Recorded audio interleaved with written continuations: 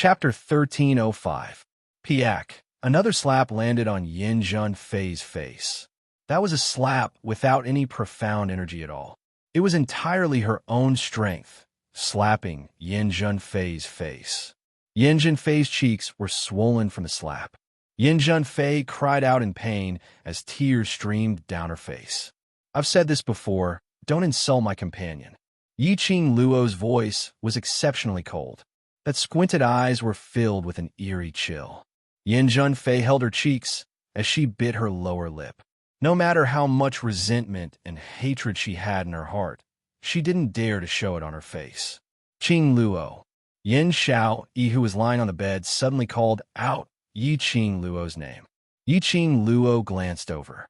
Hearing Yin Xiao Yi's voice, Yin Junfei suddenly regained her senses. She looked at Yin Xiao Yi in terror, and in a few steps, she rushed to Yin Xiao Yi's bedside. In this situation, the few of them didn't stop her. Under their eyelids, no matter what Yin Junfei thought of, she wouldn't be able to gain any advantage. Sister. Yin Junfei rushed to the bedside, anxiously trying to hold Yin Xiao Yi's hand. Yin Xiao Yi avoided her hand in disgust. Yin Junfei missed and could only grab the blanket on Yin Xiao Yi. Sister. I'm your biological sister from the same father and mother. You won't let them hurt your biological sister, right? Her voice trembled uncontrollably. As she said that, tears welled up in her eyes. That pitiful look made one feel pity for her. But the few of them present didn't have any good impression of Yin Junfei. Yin Junfei's look in their eyes was just a joke. Yiqing Luo leaned into Mo Xin's arms as she crossed her arms, staring at them without blinking. At this moment, they couldn't interfere. After all, this was Yin Xiao Yi's personal matter. If Yin Xiao Yi wished for them to let Yin Junfei off, she didn't have any objections. The entire room was terrifyingly strange. Only Yin Junfei's sobbing could be heard. Yin Junfei's heart became emptier and emptier. We have the same blood in our veins. We are sisters. As long as you say it, they will let me go. Yin Junfei was extremely vexed. Why didn't she investigate anything today and just rush to the Shi family's other residence? She found out from the commoners that there was a huge fire that destroyed the World Mercenary Group. Shi Shanglan brought his fiancée back to his residence. When he heard the word fiancé, Yin Junfei threw the fire and the World Mercenary Group to the back of her mind. All he could think about was Shi Shanglan's fiancé, the cowardly and incompetent bitch Yin Xiaoyi who disappeared for 3 years. He immediately rushed to the residence of the Shi family. If he had linked Yin Xiao Yi and the World Mercenary Group together, she would not be so submissive now, and even sought help from that slut, Yin Xiao Yi. Yin Junfei suppressed her displeasure and disdain for Yin Xiao Yi.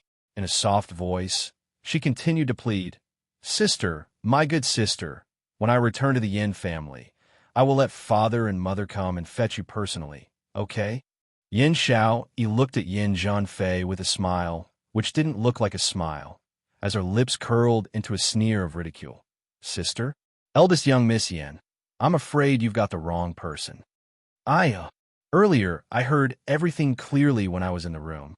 Didn't you say that you're the only eldest young miss in the Yin family? Yin Xiao Yi interrupted her words, as her brows rose with a smile, which didn't look like a smile. Chapter 1306. In his memory, Yin Xiao Yi had been neglected since she was young. To Yin Xiao Yi, the most important thing was feelings. As long as he gave Yin Xiao Yi a little bit of hope, Yin Xiao Yi would be willing to sacrifice her life for him. Yin Junfei thought that she had used kinship in the name of her parents to pressure and deceive Yin Xiao Yi. Yin Xiao Yi would definitely beg Yiqing Luo to let her off for the sake of kinship, as long as she got out of here alive. At that time, he would think a way to deal with Yin Xiao Yi. But who would have expected this? Yin Xiao Yi's transformation was so huge. No matter what was said, Yin Xiao Yi still had a cynical and sarcastic look on her face from beginning to end. Yin Junfei's expression darkened. It was already her limit to be so submissive to the slut that she had always looked down on. If Yin Xiao, he still refused to give face. How expensive.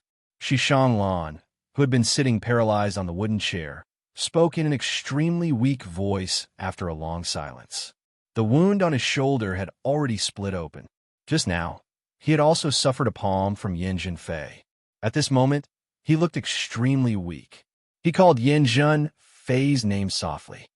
Xiao Yi is my fiancée and will be the Shi family's madam in the future.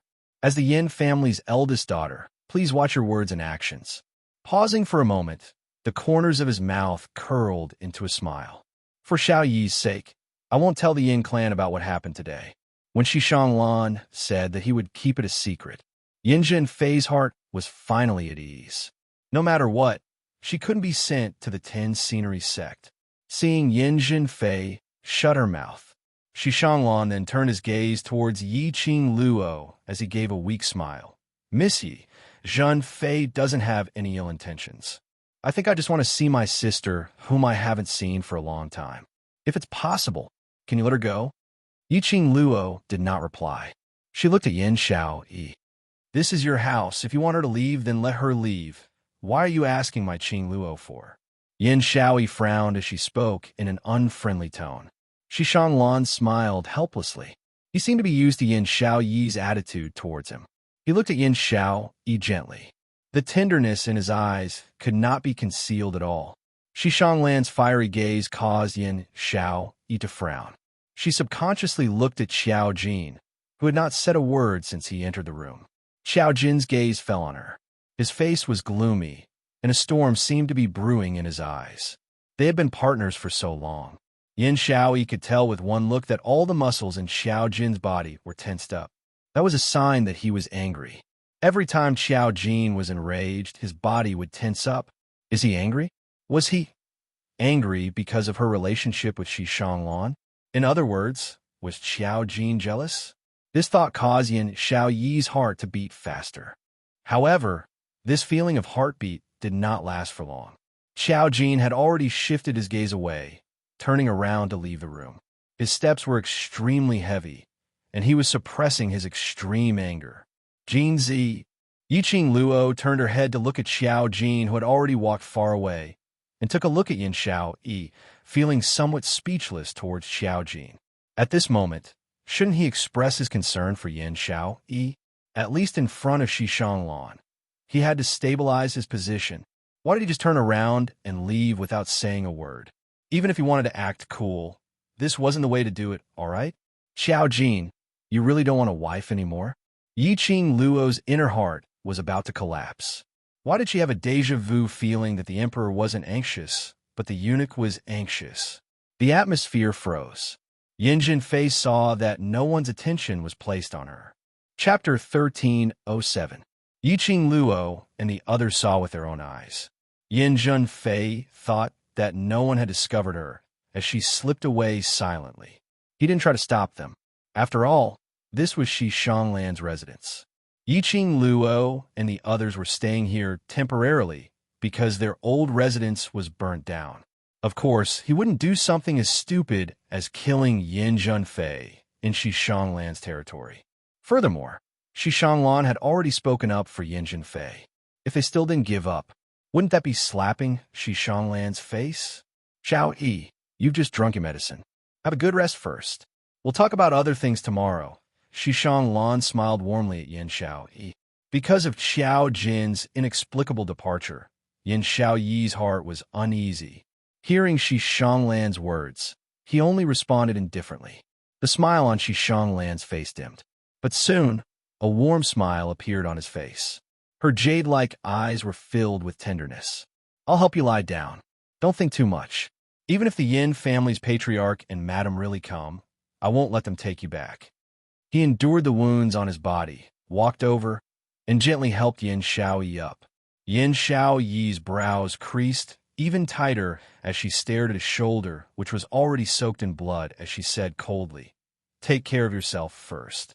I have Qing Luo to take care of, so I don't need your concern." This man, he was clearly injured. Why'd he have to use his own body to block Yin Zhenfei's palm for her? With his strength, as long as he used his Xian Qi, he would be able to resist it easily. Xiao Yi, are you worried about me? Shi Shanglan's eyes lit up and the corners of his mouth curled into a smile that was as warm as spring.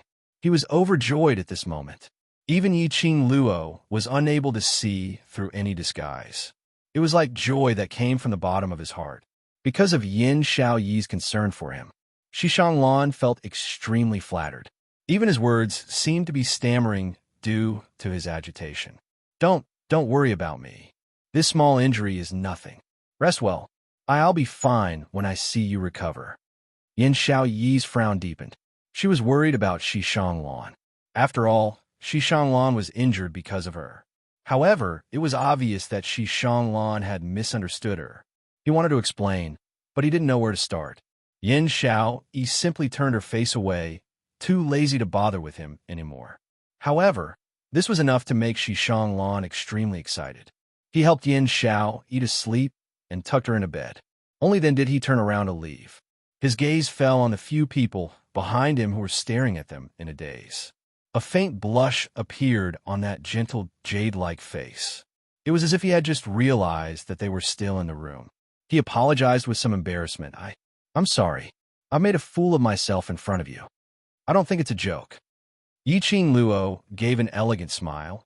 On the contrary, it allowed us to see young Master Shi's deep feelings toward Xiao Yi. Shi Shanglan's face turned redder. She is my fiancée. Yiqing Luo gave a meaningful smile.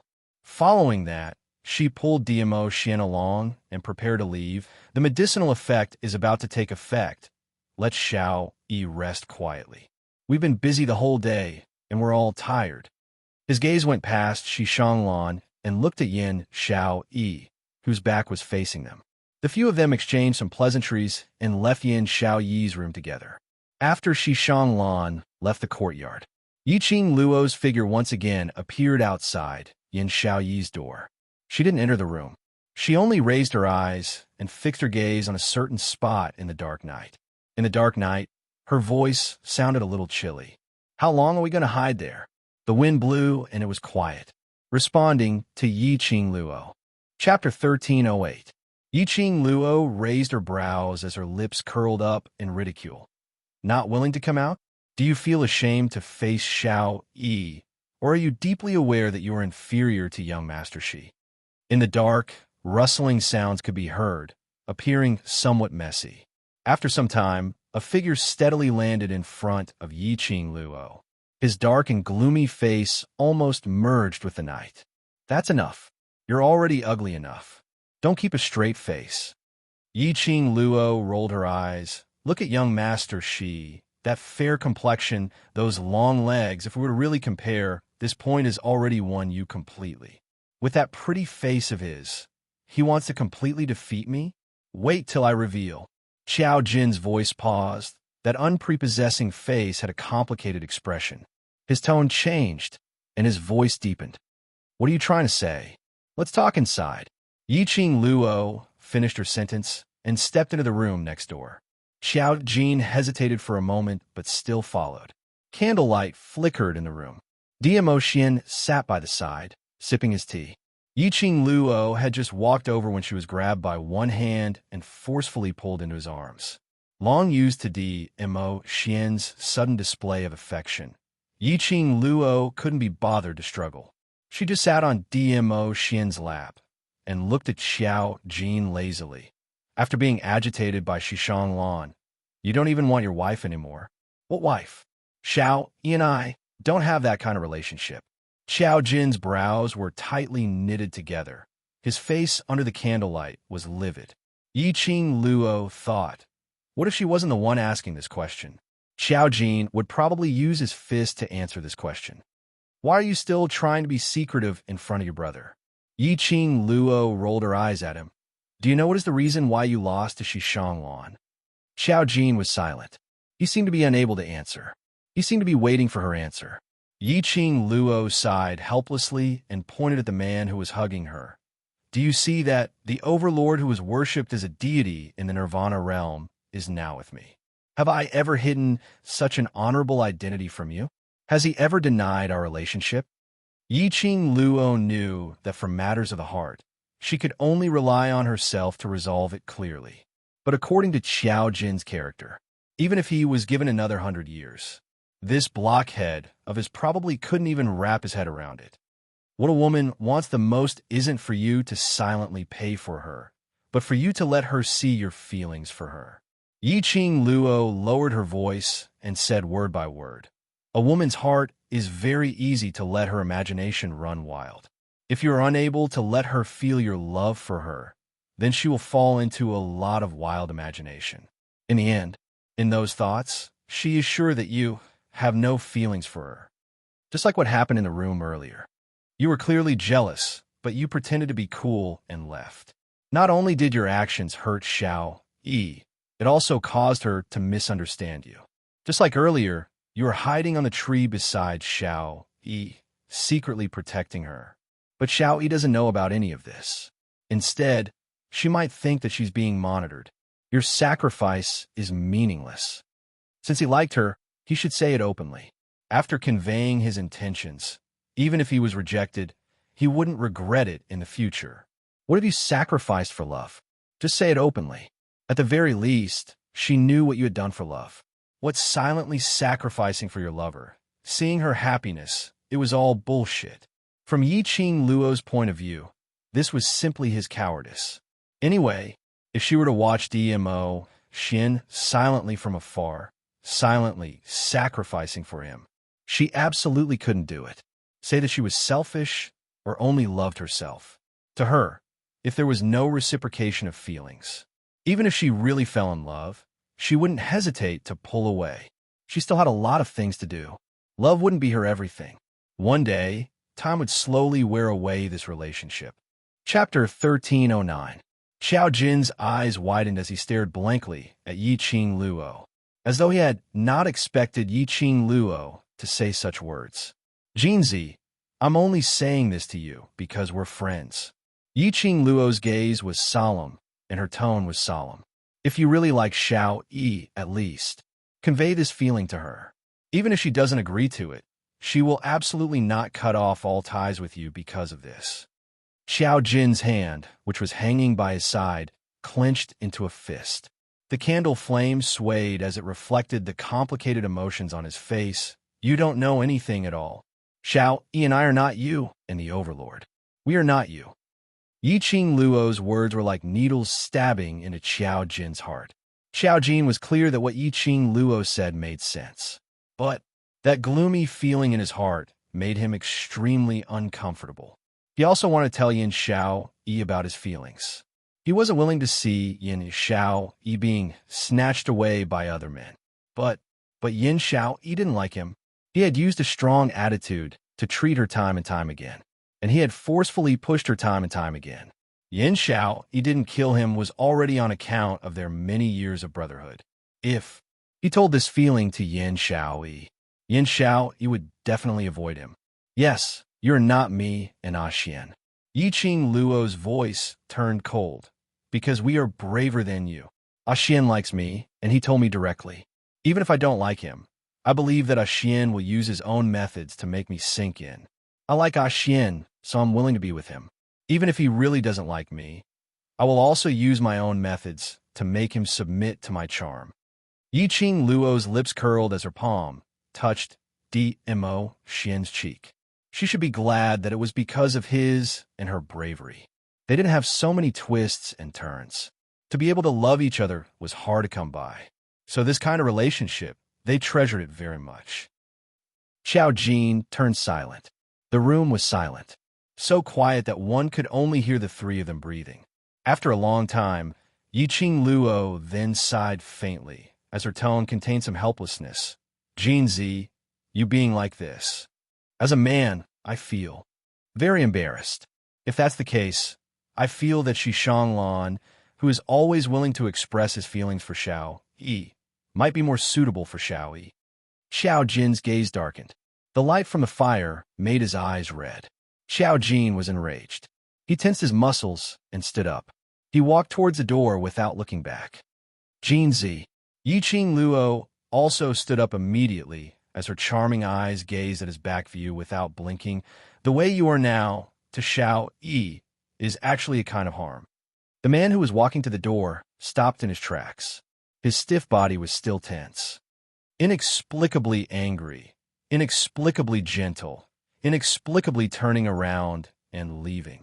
Yiqing Luo and Xiao Jin's attitude towards Yin Xiao Yi during this period of time was spilled out word by word. Xiao Yi isn't a roundworm in your stomach. She's unable to guess what your inexplicable actions are for. Instead, it will make her sink into uneasiness, sinking into an inexplicable guess of your emotions. To her, isn't this a form of harm? Xiao Jin's tense body turned even stiffer. He wanted to take a step to leave, but he couldn't move at all. After some time, he shut his eyes. His back faced Yiqing Luo. Yiqing Luo couldn't see his expression. She could only hear the desolation in his tone, as well as a helpless sigh. I have already given up. His voice was hoarse, revealing a hint of choking. Chapter 1310. Yiqing Luo was slightly stunned as her slender brows creased tightly. What do you mean? When I saw Xishang Lan use his body to block Yin Zhunfei's palm for Xiao Jin's tightly shut eyes felt a little sour. That scene kept replaying in his mind. If he didn't really love Yin Xiao Yi, why would Xishang Lan disregard his own body and forcefully block that palm? Because of that palm strike, so you want to give up? Yiqing Luo's voice was extremely calm. It's not just because of that palm strike. I can see that Xishang Lan treats Xiao Yi really well. If Xiao Yi is with him, she will definitely be happier. Xiao Jin laughed. However, his laughter was unable to conceal his sorrow. Xiao Yi did not seem to hate Xishang Lan. The Yin family was also extremely satisfied with Xishang Lan as their son-in-law.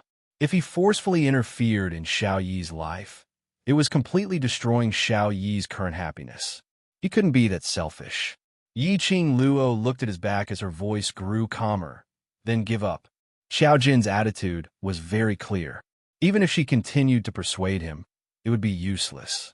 If this was what Xiao Jin wanted, then it would be best for him to give up, as long as he doesn't regret it in the future. Xiao Jin gave an indifferent "N" before walking out of the room. This time, Yiqing Luo didn't stop him.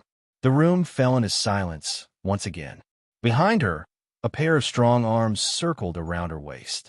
A scorching hot chest pressed against her back. The elegant scent of sandalwood seeped into his nose. The vexation in her heart gradually dissipated under the man's elegant aura. This is the path he chose. You don't have to feel guilty. The man's low and hoarse voice sounded in her ears. Yiqing Luo turned around, and her little hand circled around his waist. She obediently leaned her head against his chest. That's Xishang Lan. I'm still worried. I've already asked Win to investigate. DMO Xian's eyes congealed. He had the same thinking as Yiqing Luo. They were all suspicious of Xishang Lan's motives. Even though she saw Xishang Lan's deep feelings for Yin Xiao Yi, he personally saw Xishang Lan disregard everything for Yin Xiao Yi. However, they still felt that Xishang Lan was not as simple as he seemed. After all, it was for the divine artifact. Or did he have other motives? Or was it really for Yin Xiao Yi? All of this, when Ah Feng brought back the information from the investigation, there would be an answer. Ah Xian, thank you. Yiqing Luo raised her charming eyes as she gazed deeply at him, her little hand caressing his face. Luckily, we're not as silly as Jinzi and Xiao Yi. Looking at them, the more I feel that. My bravery back then was right. DMO Xian closed her hand on his cheek. His shimmering peach blossom eyes overflowed with warmth. I should be glad to have met you. Yiqing Luo tiptoed, stretched out her hand, and hooked his neck, kissing his thin lips. That was right. Fortunately, their relationship could be smooth sailing. I hope they can keep walking like this. The next day, Yiqing Luo had just stood up when DMO Xian's figure was no longer beside her. The toiletries were already prepared at the side. After washing up, Yiqing Luo walked out of the room. The sky was already bright. There were already a few maids in the courtyard. When they saw Yiqing Luo, they greeted her politely. Miss Yi. Yiqing Luo nodded as she saw Yin Xiao Yi's room door open. When he arrived at the door, he saw Lan sitting by the bed and feeding medicine to Yin Xiao. Chapter 13:11. Yi Qing Luo restrained the expression in her eyes as she smiled and walked into the room. Xiao Yi, are you feeling better? Yin Xiao Yi was frowning as she unwillingly drank the medicine from a spoon in Lan's hand. Seeing Yi Qing Luo enter, her face revealed a sliver of embarrassment as she turned her face away and rejected the medicine, which Lan passed her lips. Lan was an intelligent person. He knew when to stop. He immediately placed the medicine bowl aside and smiled warmly. Miss Yi, I'll go check if the other's medicine is ready. I'll have to trouble you to take care of Xiao Yi. Yi Qing Luo nodded as she walked over. Lan stood up and spoke warmly to Yin Xiao. The doctor will take a look at your wounds later to see if there's any improvement. Drink the medicine and rest for a while. Yin Xiao Yi didn't reply. Lan was used to her attitude. He bid farewell to Yi Qing Luo in a cultured and elegant manner as he got up and walked out of the room. Yi Qing Luo took over Lan's action as she took the medicine bowl and sat by the side. After drinking a spoonful of medicine, the medicinal taste was extremely bitter, so bitter that Yin Xiao Yi's brows knitted into a bundle. Do you want to leave family's residence? Yi Qing Luo diverted Yin Xiao Yi's attention as she asked calmly. Indeed, Yin Xiao Yi's expression congealed. The bitterness on her face slowly disappeared. A pair of beautiful eyes looked at Yi Qing Luo in puzzlement, as though she didn't understand the meaning in her words. You don't like Lan, right? Yi Qing Luo scooped up the second spoonful and sent it to Yin Xiao Yi's lips. Yin Xiao Yi swallowed it and replied, How could I have any feelings for him? I totally don't care about that engagement. Engagement was simply a joke. She had been missing from the Yin family for 3 years. 3 years, not stepping into that place. But 2 months ago, he had inexplicably arranged a fiancé for her. What did Yin family treat her as? They didn't even remember her existence for 3 years. When they said they were engaged, they meant it. Heh, if she didn't agree, Yin family could forget about forcing her. You two should have met before. Yi Qing Luo had heard that ever since Yin Xiao Yi bought that old residence, she hadn't had any interaction with Yin family for the past 3 years. To the Yin family, Yin Xiao Yi had long been treated as a dead person. How could a fiancé suddenly appear? Furthermore, he was acting so deeply in love with her. It was impossible that they hadn't met before. This was the reason why Yi Qing Luo was especially suspicious of Lan. This residence was a complete copy of the style of the old residence that Yin Xiao Yi had bought. It was obviously to please Yin Xiao Yi. How did Lan know that the old residence belonged to Yin Xiao Yi? Yes, Yin Xiao Yi didn't hide anything. We met a long time ago. It could be considered as a friendship of life and death. The story of Yin Xiao Yi and Lan was very simple. When they were 10 and 7 years old respectively, they were kidnapped by a gang of bandits who had fainted from hunger. The Yin family didn't take Yin Xiao Yi seriously at all. When Yin Xiao Yi was kidnapped, the Yin family didn't respond at all. Yin Xiao Yi had never thought that the Yin family would be willing to fork out money to redeem her. Naturally, it was to find a way to escape from the thieves' lair. She didn't expect Lan to escape with her. Yin Xiao Yi didn't want to bring along this burden, but discovered that the 10-year-old Lan's profound grade had already reached yellow profound 3rd grade. Thinking that she could have a bodyguard by her side, she brought him along.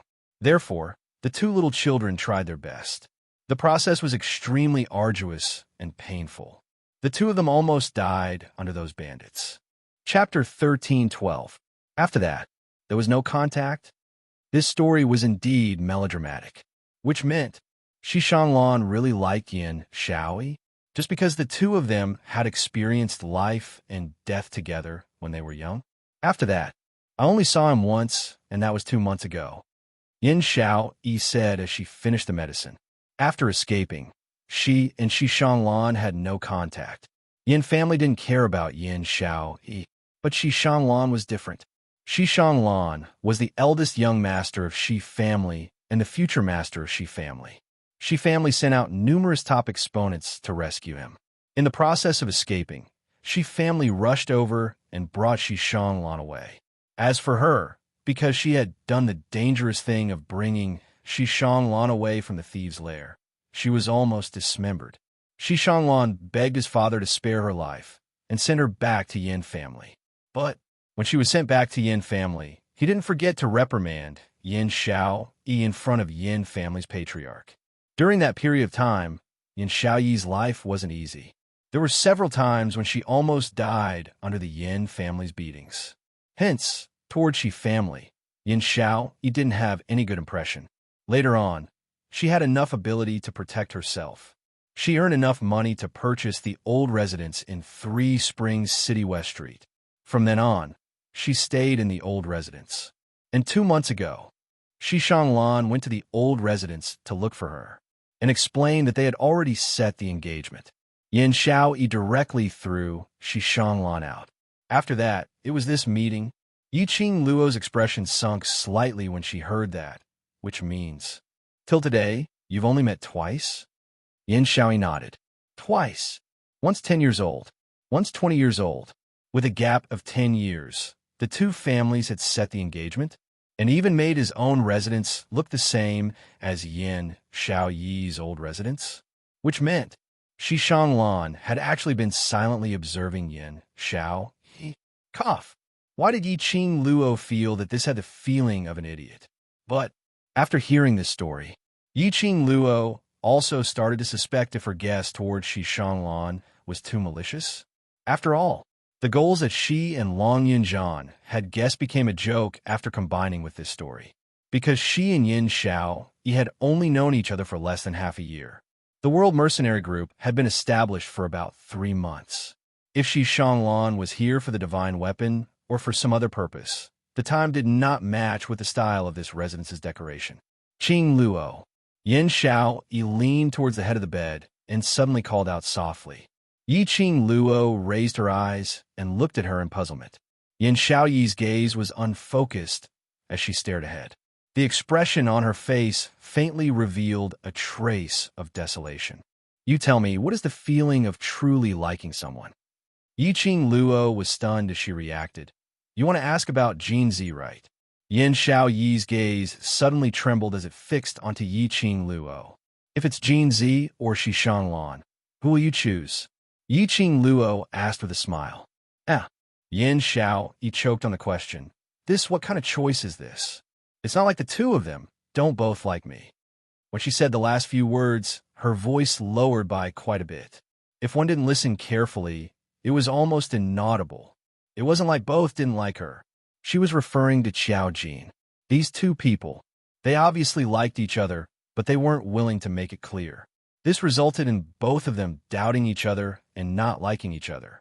Thinking of last night, Qiao Jin's choking voice and his desolate back view, Yiqing Luo felt a burst of melancholy.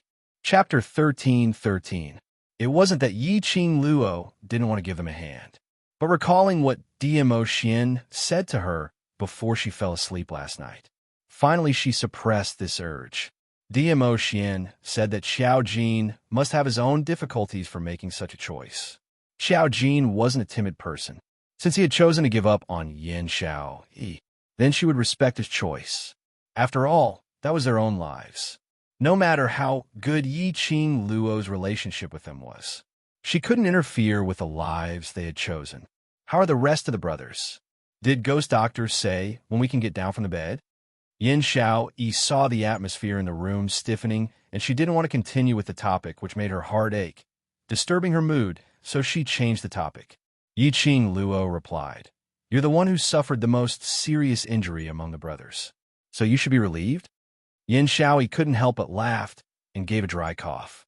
She was the one who suffered the most serious injury, which meant the rest of the brothers were all fine. Her heart, which was hanging in the air, was finally able to settle down. As for the time to get down from the bed, the other brothers need at least half a month. Yiqing Luo raised her brows. As for you, I'm afraid it will take a month. Yin Xiaoyi's smile froze as her expression changed. Then what about the 1-month training in Class of God? If they were to go to Class of God, they definitely couldn't let the other students go. In the interclass competition, Yiqing Luo defeated Zi Qianqian. Not only Zi Qianqian was embarrassed, but the entire class of God was embarrassed. Heavenly Academy students who were known as Waste Class, and the top student in Class of God, Zi Qianqian, who was known as the #1 beauty, had a one-on-one competition. Zi Qianqian not only relied on her profound grade advantage, she even took out a legendary grade weapon to kill Devil Class's Yiqing Luo. The entire class of God's reputation was ruined in this competition. If the other students were to stay in Class of God for a month, it was estimated that by the end of the month, they would only receive 10 students' corpses. Because of this, Yiqing Luo decided to let Tong Ziqing, Kitty Li, and Beiming Liansheng stay in Devil Class to temporarily take on the role of class monitor and class committee member. She would then choose 10 students whose ability and awareness were extremely strong to go to Class of God for training. Yin Xiao, he was one of them. The trip to the Class of Gods would take place in a few days. The students were all injured. How could they go to the Class of Gods? Just apply to the dean to postpone it. Don't forget, the class that wins first has to represent the Heavenly Academy and head to the Southern Continent to participate in the Academy exchange meet. Yiqing Luo comforted him in a gentle voice. Just put the time to go to the Class of Gods after the exchange meet. Exchange conference? Yin Xiao, he was surprised. Isn't it still a few months later? Why is it also brought forward? The Southern Continent was the headquarters of the Academy. Every year at the end of the year, the headquarters would hold an Academy exchange conference. Every Academy would lead a class to the exchange conference. Every time the Heavenly Academy selected the class for the exchange meet, it would always be the class that won the championship in the previous years. According to the schedule, the exchange conference would be held after the previous interclass competitions. But this time, because the Heavenly Academy had brought forward the interclass competition, too many things happened. Therefore, the headquarters decided to hold the conference in advance. This was what Yiqing Luo had heard from the Peach yesterday. Chapter 13-14. On the second day of recuperating in Shi family, evening, the students' waste tokens sent a message to the Academy, gathering all the students to arrive at the Academy on time tomorrow morning. Yiqing Luo took a look at her brothers who were still lying on the bed, unable to make any big movements. She decided to go to the Academy and personally apply for half a month's leave from the director. She had just walked to the entrance when she saw 2 old men dressed in white robes standing at the entrance. One of them was beaming with joy, while the other had a gloomy face as his brows creased tightly. These 2 people were God Thief and Ghost Doctor. Last Qing Luo, are you going to the Academy to apply for leave? Let Ghost Doctor accompany you. God Thief pushed Ghost Doctor towards Yiqing Luo. Ghost Doctor's status in the Academy. Even the director has to be wary of him. Ghost Doctor? Yiqing Luo looked at Ghost Doctor, whose face was filled with impatience as her heart started to pound. She had indeed intended to find a helper to meet the director together. But her initial thought was to find teacher Gue Yu together. After all, between the director and Gue Yu, there was some hidden, unspeakable story. If it was Ghost Doctor along, then there would be no need to specially trouble teacher Gue Yu. But Master Ghost Doctor hated troublesome matters. To make Master Ghost Doctor stay at the Shi family's other residence, to help these students to treat their illnesses. To Ghost Doctor, this was already a huge trouble. Now he still wanted him to accompany her to look for the director? Wouldn't he be too insatiable?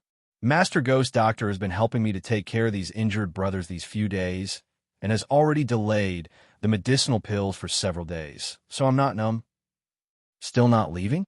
Ghost Doctor's impatient voice interrupted her words. Not waiting for Yiqing Luo to react, Ghost Doctor had already taken a lead, walking towards the direction of Heavenly Academy. Seeing Yiqing Luo still in a daze, God Thief patted her back. Please, last Luo, aren't you going to follow up? Yiqing Luo was stunned as she looked at Ghost Doctor's departing figure, as her heart felt warm. Her brows overflowed with gentleness as she revealed an elegant smile. God Thief, thank you. My brothers, I'll leave them to you. Saying that, She turned around and immediately chased up to Ghost Doctor's footsteps. Looking at Yi Qing Luo's departing figure, God Thief's smile slowly faded. His eyes, which were not the least bit serious, were also covered with a layer of solemnity. Little girl, you have to grow up quickly. Otherwise, when the situation becomes more and more serious, you will lose your qualifications, he muttered in a low voice, as if he was talking to himself, but also as if he was talking to someone, until Yi Qing Luo's silhouette completely disappeared from his sight. Only then did Holy Pirate look away. He turned around and walked towards the Shi family's residence. He stepped into the residence and returned to his room. Holy Pirate scanned his surroundings and confirmed that the aura had disappeared. Only then did he slowly open his palm. A paper crane shimmering with mystic light slowly rose from his palm. For the sake of the girl's safety, this matter must be reported. At this moment, a tall and slender figure was standing in the dark not far from the main entrance of the mansion. That glistening purple robe complemented that peerless face, making it even more frightening. I will lose what qualifications? His thin, rosy lips softly mumbled God Pirate's words. His peach blossom eyes gradually narrowed, concealing all the profound meaning. Then he flicked his sleeve. His figure seemed to have melted into the air and disappeared. Chapter 13:15. The Entrance of the Heavenly Academy. Yi Qing Luo looked at the pitch-black and tightly shut academy's main door as she halted her footsteps. There was no one in the Heavenly Academy, and the entire academy was quiet. There wasn't even a guard at the door. Yi Qing Luo's slender brows creased slightly as she stared at the pitch-black Heavenly Academy, inexplicably feeling it was like an extremely terrifying and gloomy ancient castle. She moved her feet and approached the academy, but the Ghost Doctor's hand pressed down on his shoulder. Come back. Don't forget the academy's rules. Yi Qing Luo had the Heavenly Academy's little booklet, so naturally she was clear about the rules. According to the rules of the academy, no student was allowed to approach the academy during the holidays. Otherwise, they would be punished and their class would be demoted. This punishment was extremely harsh. Because of this, in the past 10 years, not a single student had dared to violate this rule. Yi Qing Luo halted her footsteps. She caressed the profound phoenix ring with her slender fingers. She took out a red veil and covered her face, only revealing a pair of enchanting eyes that were filled with a biting cold light. However, when she looked at the Ghost Doctor, her gaze became mischievous and gentle. As long as the academy doesn't find out, the academy won't be able to punish me. No. The Ghost Doctor turned and left without hesitation, his voice cold and annoyed. Don't think that the academy can't catch you just because you can teleport. After taking a few steps, he realized that there was no one following behind him. The Ghost Doctor's brows furrowed tightly, and she turned her head to look behind her. Under the moonlight, the red-clothed girl crossed her arms and looked at him with a faint smile. That pair of mischievous eyes was calm and elegant at this moment. What is Master Ghost Doctor afraid of? The girl's clear and sweet voice floated into the Ghost Doctor's ears. The Ghost Doctor's body stiffened. Yi Qing Luo laughed lowly. Her laughter was sweet and charming. Ghost Doctor's master's identity. I know it's definitely not simple and definitely not just an alchemist only. Ghost Doctor Master and Holy Pirate are not willing to tell me because my power is not at a level where I can know. You? In the night, the Ghost Doctor's expression couldn't be seen clearly. But from the Ghost Doctor's voice, he could hear the shock in his voice. After a long time, he suddenly chuckled. The lines on his usually stern face also softened. He slowly walked towards Yi Qing Luo's direction. Master Ghost Doctor, I want to go in. Yi Qing Luo's voice was neither servile nor overbearing, revealing her determination. If I don't take the initiative to face it, I will never be able to truly grow. I will take good care of myself. Please don't worry. It wasn't Yi Qing Luo's first time sneaking into the academy during the holidays. The last time he snuck in, he discovered that the dean had taken advantage of the holidays to spread the underground forces around the academy. It could be said the Heavenly Academy was actually the hidden base of the dark forces in the Nirvana realm. This time, if he were to sneak into the academy during the holidays, perhaps he would be able to make some important discoveries. Her teleportation secret art had already been trained to the 3rd level in the Azure Dew bracelet with Old Man Song.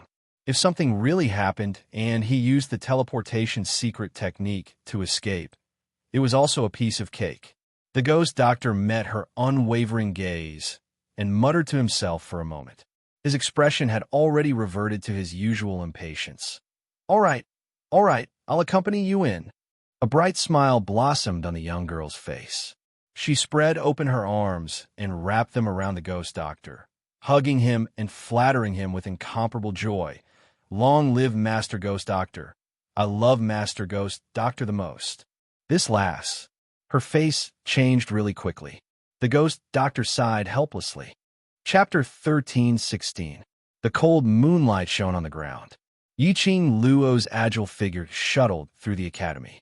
Her footsteps were swift like the wind, totally unable to catch a trace of her. The academy was quiet. After passing by several class courtyards, there was no sound at all. There wasn't any light in the academy, emitting a terrifying cold atmosphere. In the darkness, Yiqing Luo and Ghost Doctor exchanged glances and moved towards the direction of the library pavilion at the same time. Just as she reached the entrance of the library pavilion, Yiqing Luo acutely heard someone's voice coming from the library pavilion. Yiqing Luo's eyes shone brightly as she and Ghost Doctor concealed their presence and quietly approached. On the 2nd story of the library pavilion, a luminous pearl shone brightly on the entire 2nd story. Director knelt on the ground, shivering, and in front of him stood 2 figures. "Sir Holy Law, I really didn't know that little slut's ability was so strong." Director kept kowtowing as he broke out in cold sweat. "She's just an earth-profound 4th grade cultivator. How strong can she be?" The lady sneered in disdain. Her tone was extremely dissatisfied. "From what I see, you obviously want that little slut to win the championship." Director trembled even more. "Guardian who? I'm loyal to his lordship. Absolutely don't dare to have any disloyalty, and will not have any disloyalty." "Then tell me, how are you going to explain to his lordship that little slut won Shangwan Lu Li's blood oath?" The lady walked closer to Director. Under the luminous pearl, that exquisite and beautiful face was covered with a thick viciousness. This face, wasn't it Yiqing Qian? I don't know. Director didn't dare to look at Yiqing Qian. "I have already increased the difficulty and cooperated with Guardian and Lord Holy Law's request to make Yiqing Luo lose in the competition, but he wanted to cry, but no tears came out. This pot really shouldn't be carried by him. Right from the start, he had set so many traps to prevent Yiqing Luo from participating in the competition.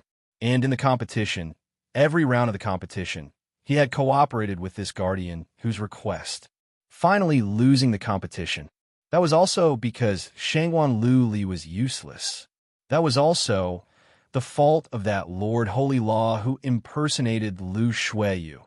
In short, if I can't get the little slut's profound heart jade, then this protector will use your profound heart jade and soul to offer it to his lordship first." Yiqing Qian's cold eyes swept over as she flicked her sleeves. Wolf Shengfa hugged her slender waist tightly from the side. All right, don't get angry and ruin your pretty little face." Yiqing Qian obediently leaned into Wolf St. Art's arms. Her gaze suddenly turned foxy. "I'm worried for Wolf St. Art. If his lordship were to blame you, I'll feel heartache." The sweet voice caused the Wolf Saint technique's expression to change slightly. He increased the strength in his hand and directly pressed Yiqing Qian onto the table. "The number of souls that his lordship needs today is increasing, and the pure young cultivator souls are becoming lesser and lesser. The supply is insufficient, and he has already fallen into a coma." Yiqing Qian's tender and enchanting voice rang in the quiet library pavilion's 2nd story. "Before his lordship wakes up, this Saint Art will personally take away the profound heart jade from Yiqing Luo." Wolf Saint Art said disapprovingly. Immediately he lifted up Yiqing Qian's skirt. "Seeing that you're so worried about this Saint Art, This Saint art will satisfy you now. The room was charming and gentle. Director knelt on the ground, listening to such a provocative voice. He didn't dare to raise his head. And at this moment, Chapter 1317. Cough. These two people. Ghost Doctor was after all an old man. Standing with a young lady at the entrance, he heard the sound of this scene. It was simply too awkward. Pooey. Yi-Ching Luo spat out a soft sound. Only her lips breathed out, without any sound at all. But borrowing the light from the second story's luminous pearl, Ghost Doctor could clearly see Yi-Ching Luo's lips. She said word by word, "Who are they?" These two people are obviously livestock, ready to estrus anytime, mating anywhere. The Ghost Doctor's expression, which had been cold all along, changed slightly. All right, he admitted that there were two livestock inside. Hearing Yi-Ching Qian's coquettish voice, Yi-Ching Luo's eyes revealed a chilly intent. Her lips curled. A cold and treacherous smile blossomed on her lips. Yi-Ching Qian. She had not expected to see Yi-Ching Qian at this moment. She had intended to wait for her brother's injuries to recover before she took the initiative to look for Yi-Ching Qian. Now that she saw, how could she let go of such a good opportunity? Westlawn Public Square's mountainside, revenge for attacking her brothers. Taking the opportunity when she wasn't around, setting fire to the World Group's old residence, attempting to take revenge for killing her brothers. New hatred and old hatred. She would make Yi-Ching Qian pay back 100 times. The iciness in her eyes was like a bone-cutting knife. Ghost Doctor, who was beside her, also sensed this anger. He frowned as he stretched out his hand to hold Yi-Ching Luo's arm, indicating for her to restrain her presence. Generally speaking, a cultivator's perceptive ability was much stronger than ordinary people. If someone was staring at them, cultivators would discover it at the first instance. However, the two people in the room were still in the midst of making love, enjoying themselves. They totally didn't notice the commotion outside the door. As for the director, who was kneeling on the ground with a complicated feeling, he had already wandered off somewhere and didn't notice anything. After Ghost Doctor's reminder, Yi-Ching Luo then realized that her arrogance was too insolent. She immediately restrained the anger in her eyes as she pursed her lips. If it was in the past, she would never show her emotions on her face. Even if she met her eyes, if she didn't want to, no one would be able to find out her thoughts from her eyes. But now it was different, because of her concern for her brothers. When he saw Yi-Ching Qian, the fury and hatred in his heart surged up. Her fair little hand was pressed against her chest. The anger that was burning in this place was still boiling. She closed her eyes and suppressed this irrepressible urge. Calm down. I need to calm down, even if he wanted revenge. He cannot be so impulsive.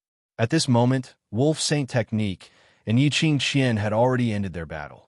The two of them panted heavily, mixed in with Yi-Ching Qian's tender panting, praising the Wolf Saint method to be awesome.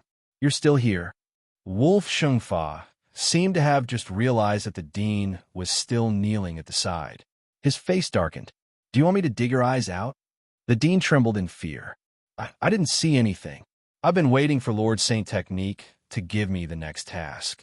The Wolf's Sacred Technique still wanted to say something, but his chest was caressed by a soft and boneless little hand. Lord Sacred Technique, why bother with him? Who is your woman? I don't think he has the guts to look. This touch made the Wolf Saint Technique feel something again. Chapter 1318. The dean replied in a trembling voice. South Continent's Blaze Lair. Have you heard of it? Wolf Saint Magic asked again. Director, yes, I have. Wolf Saint Magic replied. Recently, there was some movement in the Blaze Lair. South Continent's Imperial Tutor prophesied that there would be a divine object descending into the world. South Continent's major forces swarmed over, but no one came back alive. Director suddenly understood something. What Lord Saint Magic means is, Lord is about to break the seal, and the demand for souls is increasing. Wolf Saint Magic said faintly. Director knelt on the ground and kowtowed. I understand. This lowly one will definitely handle this matter beautifully and won't give Lord Saint Law any more trouble. Wolf Saint Magic's nature was flourishing from Yi Qing Qian's teasing. After giving his instructions, he casually waved his hand and suppressed Yi Qing Qian once again. Director immediately got up and retreated to the door as if he had received the order. Director closed the second-floor door and patted his chest as he took a deep breath. He wiped the cold sweat off his head and was about to leave. Suddenly his footsteps paused and his nose sniffed. It seemed there was a familiar smell. Before he could think deeper, he heard Yi Qing Qian's coquettish voice coming from the second floor of the library pavilion. He shrank his neck and quickened his footsteps. That smell should be Guardian Who's smell. It was better for him to leave earlier. Otherwise, if Wolf Saint Magic knew that he was standing at the door, he would probably think that he had some special feelings for Guardian Who. After Director's figure disappeared from the library pavilion, the two figures who were hiding in the dark returned to the door. Yiqing Luo looked at the direction where Director left, and a trace of coldness appeared in her eyes. At this critical juncture, Wolf Saint Magic could still bring Yi Qing Qian to roam freely here. Didn't DMO Qian ask the Imperial Palace's disciples to destroy Wolf Saint Magic's forces using the Dark Forces as an excuse? Could it be? What new ideas did the Dark Forces come up with to contend against the Imperial Palace? No wonder. That day, Tang Beiyuan wanted to ask DMO Qian to return to the Imperial Palace. No wonder.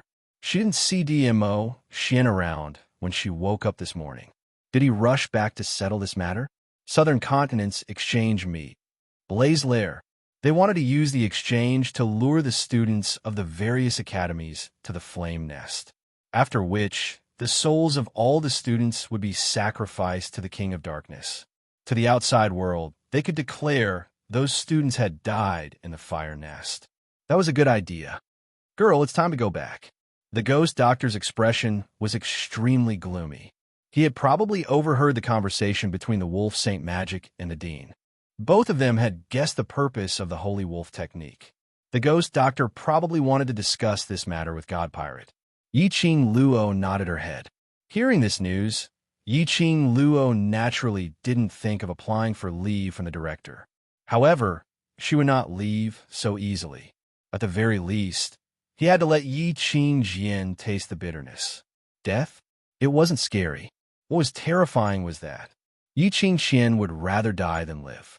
Yiqing Luo's slender fingers flicked the profound phoenix ring. He took out a bamboo tube that was about the length and size of a finger. The other hand was holding a medicine bottle. He unscrewed the cap, put the bamboo tube into the bottle, and twisted it twice. Picking up the bamboo tube, she blew the medicinal powder towards the second story of the library pavilion. After doing this, Yiqing Luo then took out a handkerchief and wrapped the bamboo tube. Let's go. The ghost doctor looked at Yiqing Luo with a strange expression. As an elder grade alchemist, he just took a whiff and guessed what medicine it was. He couldn't understand. A young lady. Chapter 1319. This medicine was made up of hundreds of extremely potent medicinal herbs which could make one boil and be in heat were refined. The effect of this medicine was extremely strong. Yiqing Luo named this medicine ecstasy powder. Just a little bit of it. Men would always maintain this hot-blooded state at all times. And the more boiling, the more energetic they were. So energetic that even if there were 5 to 6 women at the same time, they wouldn't feel tired at all. Of course, this kind of boiling spirit, under the condition of being in heat at all times, the woman who was slept with will be miserable. This medicine had no effect on the man's early stage. But under the premise of the man being affected by the ecstasy powder, the woman who had sex with the man would be miserable. The side effects of this medicine would slowly be transferred to the woman's body through the sex, spreading throughout her internal organs. In less than a month's time, this woman's internal organs would dry up and she would die. Even if the doctor came to check her pulse or to dissect the corpse, they could only find out the woman would die of old organs on the spot. And the man who was affected by the ecstasy powder would unscrupulously overdraft his own energy in this 1 month. Finally, he would die on the woman. Furthermore, Yiqing Luo was very curious. If Wolf Saint technique was bewitched by this medicine, and went crazy to forcefully take over Yi Qing Qian. Would Yi Qing Qian split open again, like the last time Lung Feng Hua was in the Imperial Garden, bleeding profusely? Of course, if Wolf Saint Technique really loved Yi Qing Qian, no matter what, he would bear with the ecstasy powder's effect for Yi Qing Qian to avoid being too intimate with her. With a status like Wolf Saint Technique, he could have as many women as he wanted, just a wave of his hand was enough. Of course, this depended on whether Wolf Saint Technique's willpower was strong enough.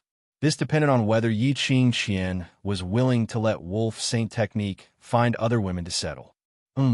Most importantly, they were so crazy now. Could Yi Qing Qian still walk out of the second story of the library pavilion? Yi Qing Luo was looking forward to the next show. After leaving the academy, Ghost Doctor's gaze towards Yi Qing Luo was extremely strange. It made Yi Qing Luo's hair stand on end. She raised her hands in surrender. Master Ghost Doctor, ask whatever you want to ask. Don't look at me like that. That medicine, how did you get it? Moreover, there were a few medicinal herbs that even he couldn't ask about. The attention of the Ghost Doctor, who was obsessed with refining medicine, was completely attracted by this medicinal herb. Give me that medicine bottle. Yi Qing Luo's expression turned strange as she looked suspiciously at Ghost Doctor. Master Ghost Doctor, you're already so old, using medicine to raise your own physical strength. Isn't a little too much? Speaking of this, Yi Qing Luo paused for a moment. Seeing that the Ghost Doctor's expression was becoming darker and darker, she hugged her head and softly admitted defeat. Master Ghost Doctor, if you really want this type of medicine, I'll specially refine a pill for you some other day. At least it won't harm your body. Take out the medicine.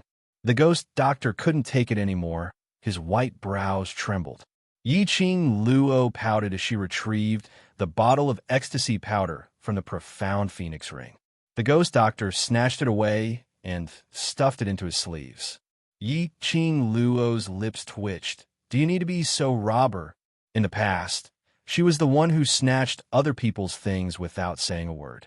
Now that it was her turn to be snatched, she didn't dare to voice out her anger. This feeling was really aggrieved. Seeing Ghost Doctor holding the medicine bottle, not even turning his head back as he walked towards the direction of the villa. Chapter 1320. Ghost Doctor directly ignored Yi Qing Luo's howls, and in a blink of an eye, he had already blended into the night. Yi Qing Luo touched the red veil on her face. She'd better return to Shi family's residence to rest first and go to the academy tomorrow morning to apply for leave from the director. Just as she was about to raise her hand and pull down the veil, the wind brought along a strange smell. Her ears twitched and indeed heard the sound of something breaking through the air. Her expression sunk slightly and her figure swiftly stretched out.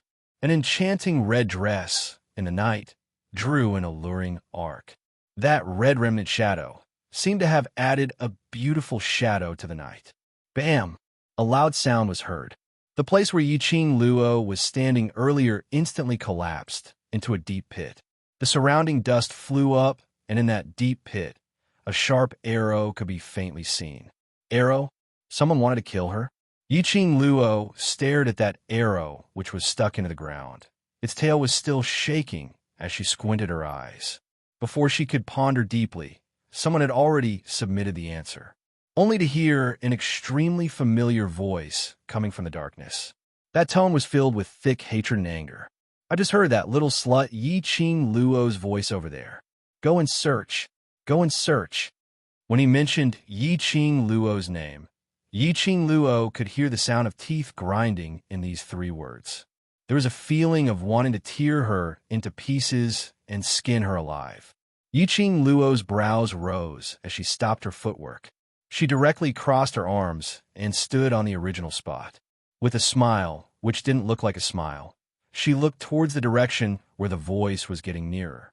From the alley, 10 overkillers with bows and arrows walked out. And behind the 10 overkillers stood a middle-aged man who was bent over in battle. He pushed a wheeled chair, which was similar to a modern wheelchair. On that chair sat a lady with a pale face, like a ferocious ghost. This person was none other than Shangwan Lioli. Ever since the day before yesterday, her profound jade heart was dug out by Yi Qing Luo. She had completely lost her status in the Shangwan family. A waste without a profound jade heart. The Shangwan family didn't need her at all. Shangwan Lioli had completely become an abandoned chess piece. Even her own brother, Shangwan Fangyi, had no intention of saving her. He only gave her enough money to live the rest of her life without worrying about food and clothing. He also agreed to send her to the Shangwan outer sex side courtyard tomorrow so that she could live the rest of her life in peace. Shangwan outer sex side courtyard. What kind of place is that? That was the place where the Shangwan family's sinful slaves, good-for-nothings, or young masters and ladies who had committed crimes had been distributed over the years. She was the most favored fifth daughter of the Shangwan family. Why would he go to the outer sex side courtyard? This was basically asking her to die. She would never go. Shangwan Lioli had placed all the blame on Yi Qing Luo for her fate falling to such a state. It was Yi Qing Luo who caused her to lose everything. It was Yi Qing Luo who turned her from the glorious fifth miss into a wastrel. Hence, he held on to the belief that, even if he died, he would drag Yi Qing Luo into hell together with him. Shangwan Lioli gave the money that Shangwan Fangyi had given her to the Hall of Assassins. 10,000 gold coins in exchange for 17 killers, 2 gold medal assassins, and 15 silver medal assassins. These were enough to make Yi Qing Luo die without a burial ground. When she saw Shangwan Lioli, Yi Qing Luo's half-squinted eyes revealed a chilly smile. Good fellow. She came just in time. She was feeling extremely depressed right now. When she saw Yi Qing Qian, she had no choice but to rush up without any hesitation to seek revenge for her injured brothers. This anger was still stuck in her chest with nowhere to vent it out. Shangwan Lioli appeared. TSK. Chapter 1321. Yi Qing Luo. Shangwan Lioli gritted her teeth as she shouted Yi Qing Luo's name. You slut! It's all because of you. All because of you. You caused me to become like this. I'm going to kill you. Her eyes were filled with madness as she called out to the killers beside her. Kill her. Kill her for me. These killers were all well-trained, but they couldn't help but felt some displeasure towards this employer. Most of their daily work was done on their own. They had the habit of checking on their targets. Then they would take action under the circumstances where no one knew. But this crazy Shangwan family's fifth miss, no matter what they investigated or where they went, she would follow behind them. To put it nicely, she wanted to see Yi Qing Luo die in front of her. Hence, a group of killers brought along a waist and wandered around. Their efficiency was also reduced by half. Especially this waist, there was a hole in her brain. The hole was filled with SH*T. Earlier, these killers were checking on the academy's entrance, checking on when Yi Qing Luo would return to the academy. Coincidentally, they heard Yi Qing Luo's voice. This waist with a hole in her brain was clamoring for them to take action. Taking action secretly and not hitting the target. So forget it. But this waist with a hole in her brain was clamoring towards Yi Qing Luo. They were killers. Their information network was the best. The news of Yi Qing Luo having a divine relic, divine dragon, and sacred beast, they knew about it too. Going head-to-head might end up in a miserable state. However, the killer's inner roars could not be transmitted to this waist with a hole in her brain. When Shangwan Lioli saw Yi Qing Luo, she only saw Yi Qing Luo in her eyes. Her entire brain could only be stuffed with Yi Qing Luo. She didn't want to bother about anything else and couldn't be bothered.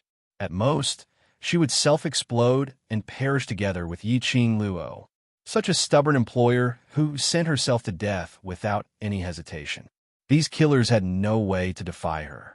After accepting the mission, for the sake of the killer hall's reputation and credibility, even if the employer had a hole in her brain, they had to brace themselves and listen to the employer's instructions. Yi Qing Luo's lips curled as her fingertips flicked and a flame fan appeared in her hands. It was her newly repaired glower flame fan. She could use these people to test how powerful the gourd flame fan, which had merged with her soul, was. Yiqing Luo's lips curled into a chilly arc as her cold gaze fell onto Shangguan Liuli. Shangguan Liuli, I didn't expect you to be so trustworthy. You took the initiative to look for me so quickly to let me break your meridians? Shangguan Liuli's face instantly darkened, and her gaze became ruthless. Don't be too proud. I want to see if your life will be taken away first, or if my meridians will be severed. What she and Yiqing Luo had agreed on was a blood oath. A blood oath sworn by blood. The loser would never be able to escape the bet. Even if she went to the outer sect, the blood oath that she and Yiqing Luo had set would still backfire and complete the bet that they had set. Moreover, it would make her suffer endless pain. Because of this, that was why Shangguan Liuli was so desperate. Even if she had to die, she would drag Yiqing Luo along with her. Under Shangguan Liuli's command, the killers surrounded and attacked Yiqing Luo's direction. The surging dark force covered the sky and covered the earth. The Killer Hall's killers were indeed specially trained. 2 gold medal killers. Their profound grades were at least Mystic Profound 8th grade and Earth Profound 2nd grade. The other silver medal killers' abilities weren't weak at all. The more sinister thing was, the few of them directly trapped Yiqing Luo, not giving her any chance to release her profound energy. Chapter 13:22. If it was an ordinary person, under the rain of arrows, they would absolutely not have the ability to evade. But Yiqing Luo was different. Although she was trapped by the few killers and had no way to display her fists and legs. But she had her own set of footwork. As she moved swiftly, not only did she avoid the rain of arrows, she also escaped the killer's encirclement. Her figure was like a ghost, and at the instance when she retreated, the glower flame fan in her hands swept up a hurricane as it struck towards the killers. That hurricane was totally different from the usual hurricane. When the hurricane struck one of the killers, the killer cried out miserably as his body fell limply onto the ground. The other killers were stunned by this scene. Their gazes were fixed on that killer.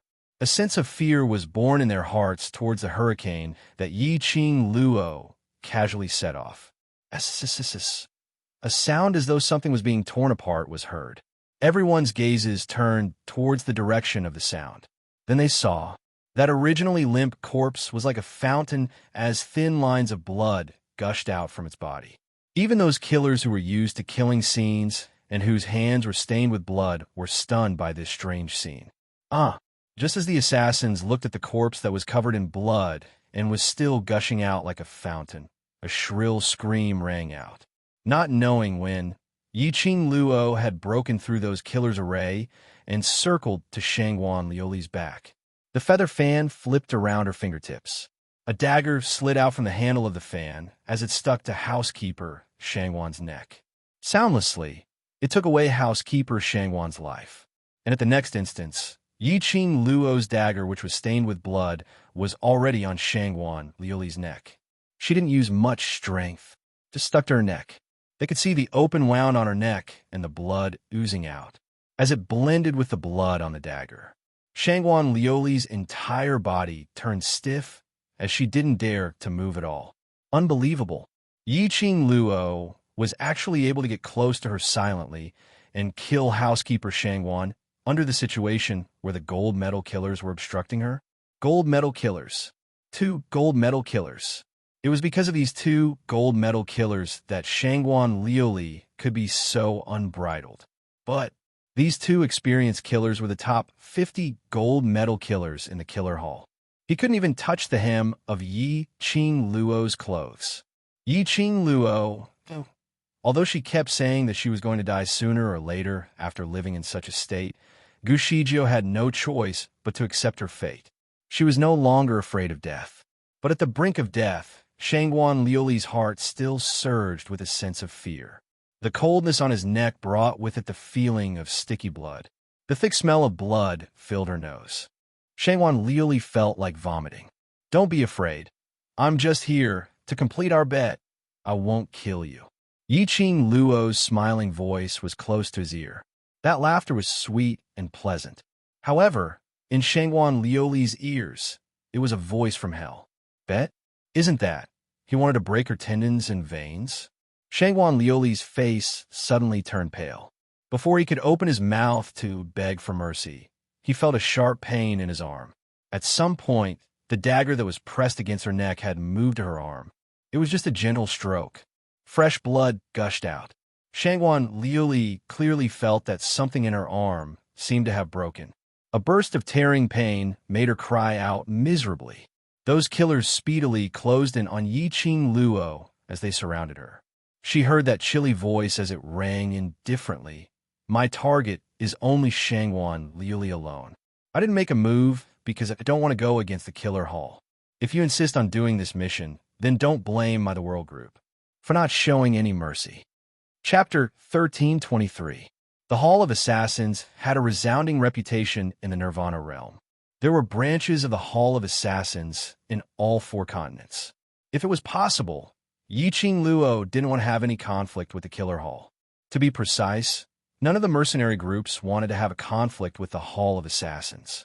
Of course, even if Yiqing Luo were to kill these killers now, the Hall of Assassins would not go against the World Mercenary Group indiscriminately. After all, the Hall of Assassins had accepted the assassination. Yiqing Luo's retaliation was also a legitimate self-defense. But now, Yiqing Luo had given the assassin hall enough face by saying these words. The killers naturally didn't doubt Yiqing Luo's ability. Earlier, Yiqing Luo only moved her fan slightly and easily took away a killer's life. Without anyone noticing, he had quietly gotten close to Shangwan Liuli and killed the Shangwan housekeeper. It was enough to prove that as long as Yiqing Luo made a move, killing all of them wasn't a big problem at all. The few killers looked at each other in dismay, as though trying to guess the meaning behind Yiqing Luo's words. The 2 gold medal assassins exchanged the most glances. I am your employer. I spent a lot of money to hire you. If you all dare to defy the Assassin Hall's mission orders, I'll announce to the entire world that your Assassin Hall doesn't abide by credibility. Shangwan Liuli was not a fool. At this moment, how could she possibly allow Yiqing Luo to join forces with the Killer Hall to counterattack her? The expressions under the masks of the assassins changed in different ways. Each of them had their own thoughts. These people from the Hall of Assassins were usually very straightforward and decisive, killing as they pleased. They would not waste time going around in circles with their employers and mission targets. However, the situation today was different. How would a dead person announce it to the world? Yiqing Luo laughed softly. She slowly lowered her head and moved closer to Shangwan Liuli's ear. Her voice was so strange that it sent chills down one's spine. The well-trained killers of the Hall of Assassins are not fools. As long as I kill you, not only will the Hall of Assassins obtain all of your coins for free, but they will also be able to make another friend. Why not? Although these words were said to ridicule Shangwan Liuli. In fact, he was speaking to the dozen or so assassins. Making friends with the World Mercenary Group was secondary. Most importantly, to be friends with Yiqing Luo. To be friends with Yiqing Luo, who possessed a god relic, divine dragon, and sacred beast. Perhaps he could follow Yiqing Luo's line and climb up to the Supreme Overlord. There were so many benefits. Why would he risk his life for this mission? Immediately, a gold medal assassin cupped his fists and said, "Sorry for the offense." With a flash, he disappeared into the night. The other killers naturally did not stubbornly adhere to the so-called professional ethics. Each of them waved their sleeves, not taking away a single cloud. Shangwan Liuli's body turned cold and stiff. Her eyes widened in disbelief as she looked in the direction the killers had left. The assassins of the Hall of Assassins really left? They actually abandoned their employer and fled? Meeting with Yiqing Luo's smiling eyes, Shangwan Liuli's entire body turned stiff. He couldn't believe what he was seeing. Could it be the reason why he came to look for Yiqing Luo today was to personally deliver himself into her hands? No, that's not it. She wanted to perish together with Yiqing Luo. Looking at Yiqing Luo's complacent smile, Shangwan Liuli's eyes instantly shot out an intense, murderous intent. Her eyes turned red as she suddenly raised her remaining hand and pressed hard against her own heart. Yi Qing Luo, let's go to hell together. Chapter 1324. Yi Qing Luo was slightly astonished as her brows rose slightly, revealing a teasing smile. She had not expected Shangguan Liuli to use her own life to gamble, trying to self-explode and drag her to die together. How could she let Shangguan Liuli die so easily? Shangguan Liuli felt her heart was getting hotter and hotter as it expanded, as though it was going to squeeze her chest open. There was no longer any fear on her face. On the contrary, it was that kind of bone-chilling excitement, the excitement of facing death. As long as she thought that Yi Qing Luo would die together with her, she didn't care about anything else. Just as her heart was about to explode, Shangguan Liuli's arm suddenly felt a sharp pain. Her swollen heart seemed to have been poked through a hole as it deflated instantly. What was going on? Shangguan Liuli's expression was aghast as she looked down at her own heart. How could this self-detonation stop? She clearly felt her heart expanding. What a pity! A chilly laughter rang beside her ears. Yi Qing Luo's eyes narrowed slightly as she glanced at her with a faint smile. Poor little fellow, your self-explosion trick has been exposed. What other ways do you have to kill me? Yi Qing Luo smiled brightly. Her smile was like a blooming flower, exceedingly beautiful. However, the dagger that slid out from her fan handle was doing something completely different from her expression. The sharp dagger shone with a silver luster. One stab at a time, carefully and slowly cutting Shangguan Liuli's other arm. Tendons severed. Shangguan Liuli cried out miserably as her arms hung limply by the side of the chair. Next, it's your two legs' turn. Yi Qing Luo's voice was gentle as her smile was like an innocent young lady. The dagger in her hand followed along Shangguan Liuli's arm as the tip of the dagger pressed against her body, slowly sliding downwards. The icy cold touch made Shangguan Liuli not dare to move. Earlier, when she self-exploded without any fear. At this moment, her tensed-up emotions completely relaxed. She was afraid. She was afraid. She didn't want to die. She didn't want to die in front of Yi Qing Luo. The shrill screams made it impossible for Shangguan Liuli to think about anything else. She felt a sharp pain in her legs, as if something sharp had pierced through them. The smell of blood in the air was getting thicker and thicker. I cut the wrong place. Yi Qing Luo cried out in surprise. I'm really sorry, I don't quite understand the tendons and meridians on the feet. Let's start again. Wrong again. Why is it so difficult to find the veins in your leg? TSK. Wrong again. This lasted for the time it took to brew a cup of tea. Both of Shangguan Liuli's legs were already covered with bloody holes. Yi Qing Luo withdrew her feather fan and wiped her sweat. Finally cut off the tendons on your leg. It's really not easy. Shangguan Liuli screamed in pain, her voice hoarse. The pain in her body and the feeling of losing blood caused her to be in extreme pain. Shangguan Liuli screamed at the top of her lungs. You killed me. Kill me if you can. Just kill me. She would rather die than suffer such torture. So painful that she didn't even have the energy to bite her tongue to commit suicide. Our bet has come to a successful end. Yi Qing Luo yawned and was about to say something. Chapter 1325. These words made Shangguan Liuli's chest constricted. A mouthful of blood gushed out from her throat. Would Yi Qing Luo let her off? Would Yi Qing Luo be so kind to send her back to the Shangguan family? How could that be possible? She wouldn't believe it. Shangguan Liuli suppressed the surging fishy taste in her throat as her eyes were like a ferocious ghost as she stared fiercely at Yi Qing Luo. Yi Qing Luo, I will not let you off even if I become a ghost. I will not let you off. That voice was filled with hatred and resentment. Yi Qing Luo's brows rose slightly as her lips curled into an elegant smile as she squinted at her. Then you should at least have the chance to become a ghost. Shangguan Liuli's expression congealed as her pupils were filled with fear. What do you want to do? No chance to become a ghost? Could it be? Yi Qing Luo wouldn't even let her soul off? It's not what I want to do, but you yourself gave up your own soul. Yi Qing Luo raised her brows as she explained patiently. Shangguan Liuli shook her head in disbelief. But Yiqing Luo's melodious voice entered her ears like water flowing into her eardrums. You should know the price of cooperating with the dark forces. You use your own soul to exchange for the dark forces' energy. I thought that after you lost the interclass competition, the dark forces would directly take away your soul. I'm rather surprised that you're still alive until now.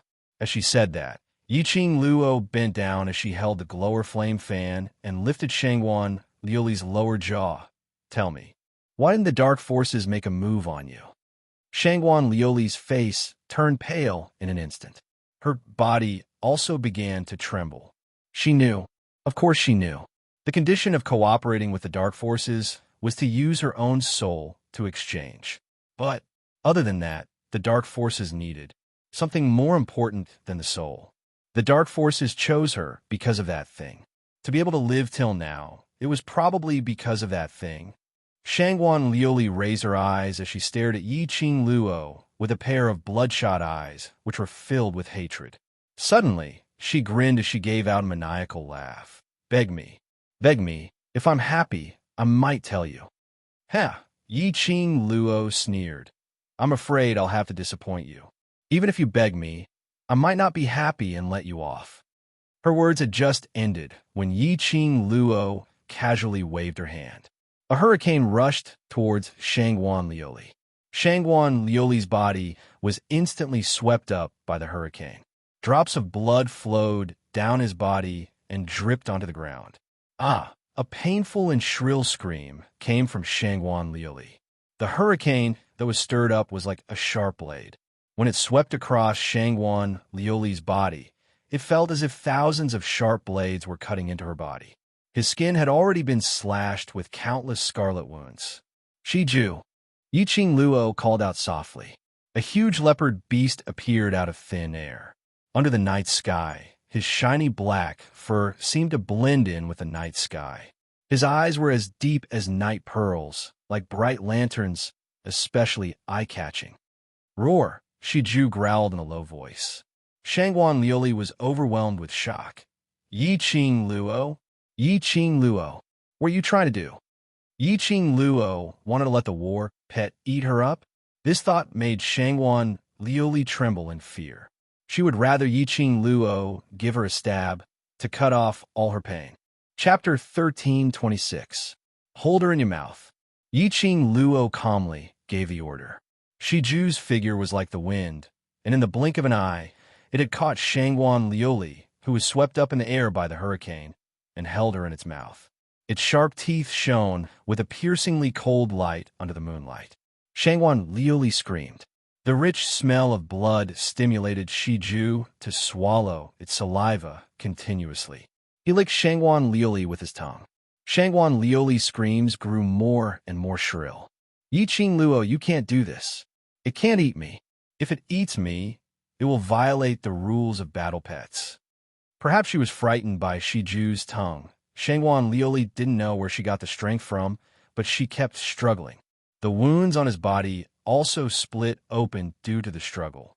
The blood that oozed out instantly filled Shiju's mouth. Shiju held Shangguan Liuli in its mouth as it let out a low growl, and its breathing became heavier. As a carnivorous battle pet, he could not eat such a delicacy. It was too torturous for a beast. Shiju! Yiqing Luo cried out sharply, awakening Shiju's consciousness. She beckoned to it. Shiju resisted the impulse in his heart as he speedily dashed towards Yiqing Luo's side. A lady who was drenched in blood and kept on struggling due to fear landed in front of Yiqing Luo at a close distance. That pair of eyes, which had already been dyed red with blood, met with Yiqing Luo's peerless beauty as Shangguan Liuli stopped struggling. She stared at Yiqing Luo in terror, as her heart was filled with anger, hatred, and resentment. But at this moment, his greatest feeling was fear. If she had to drag Yiqing Luo to die together with her, she wouldn't even bat an eyelid. But if she was tortured by Yiqing Luo to the point of living a life worse than death, she was afraid. Yiqing Luo was simply a devil, a demon who killed without spilling blood. At this moment, Shangguan Liuli saw a smile on Yiqing Luo's face. Her eyes widened in horror. He tried to move away, but Shijue's sharp teeth firmly bit her. Yiqing Luo's fingers pinched a tiny pill as she placed it by the side of Shangguan Liuli's mouth. No matter how Shangguan Liuli resisted, in the end, this small pill still entered Shangguan Liuli's stomach. "No? What did you give me to eat?" Shangguan Liuli's voice was hoarse as she screamed and wanted to vomit out the pill. Yiqing Luo only smiled. A pair of enchanting eyes glowed with a seductive luster under the night sky. Her pink lips slightly opened, and her voice was calm and indifferent. "Shiju, take her to the Warcraft Forest and throw her to the 3rd or 4th floor.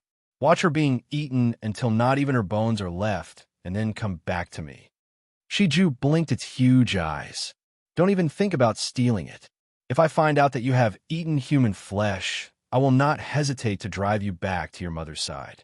Yiqing Luo's next sentence made the radiance in Shiju's eyes dim down.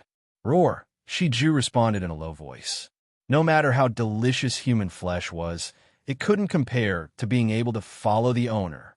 Holding Shangguan Liuli in its mouth, Shiju moved its limbs and dashed towards the direction of the magical beast forest. Shangguan Liuli's screams gradually drifted away. Yiqing Luo only retracted her gaze when the voice disappeared completely. She pulled out a handkerchief and carefully wiped the bloodstains on the dagger.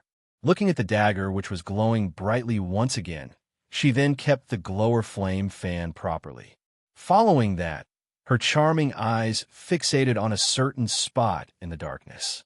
Her gaze was calm, without any trace of emotion. "How much longer do you want to peek?" A chilly voice dispersed along with the wind.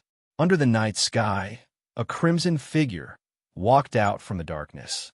A crimson-colored brocade robe wrapped tightly around the young man's slender and tall figure. As the young man neared, the air seemed to be condensed, as though it was frozen by frost. Chapter 13:27. Long time no see, Castle Lord. Yiqing Luo looked at the young man in front of her as she said with a smile. This man wasn't anyone else. He was Death God Castle's Castle Lord, Zhu Wu Xian. Yiqing Luo discovered him squatting at the corner of the wall because of his eye-catching shade of crimson. Or perhaps Zhu Wu Xian intentionally let her discover his existence. So Yiqing Luo temporarily stopped the torture on Shangguan Liuli. Speaking of this, Shangguan Liuli had to thank Zhu Wu Xian for not letting her suffer such inhumane torture before she died. If Shangguan Liuli knew what Yiqing Luo was thinking about, she would probably vomit out a mouthful of blood, making her be eaten up by the battle pets. Wasn't this considered torture? Young Missy has good methods. Zhu Wu Xian's icy cold face was expressionless. His voice was as usual, apathetic and emotionless. Yiqing Luo knew that he was referring to the matter where she dealt with Shangguan Liuli. She didn't know how long Zhu Wu Xian squatted at the corner of the wall and how much he saw.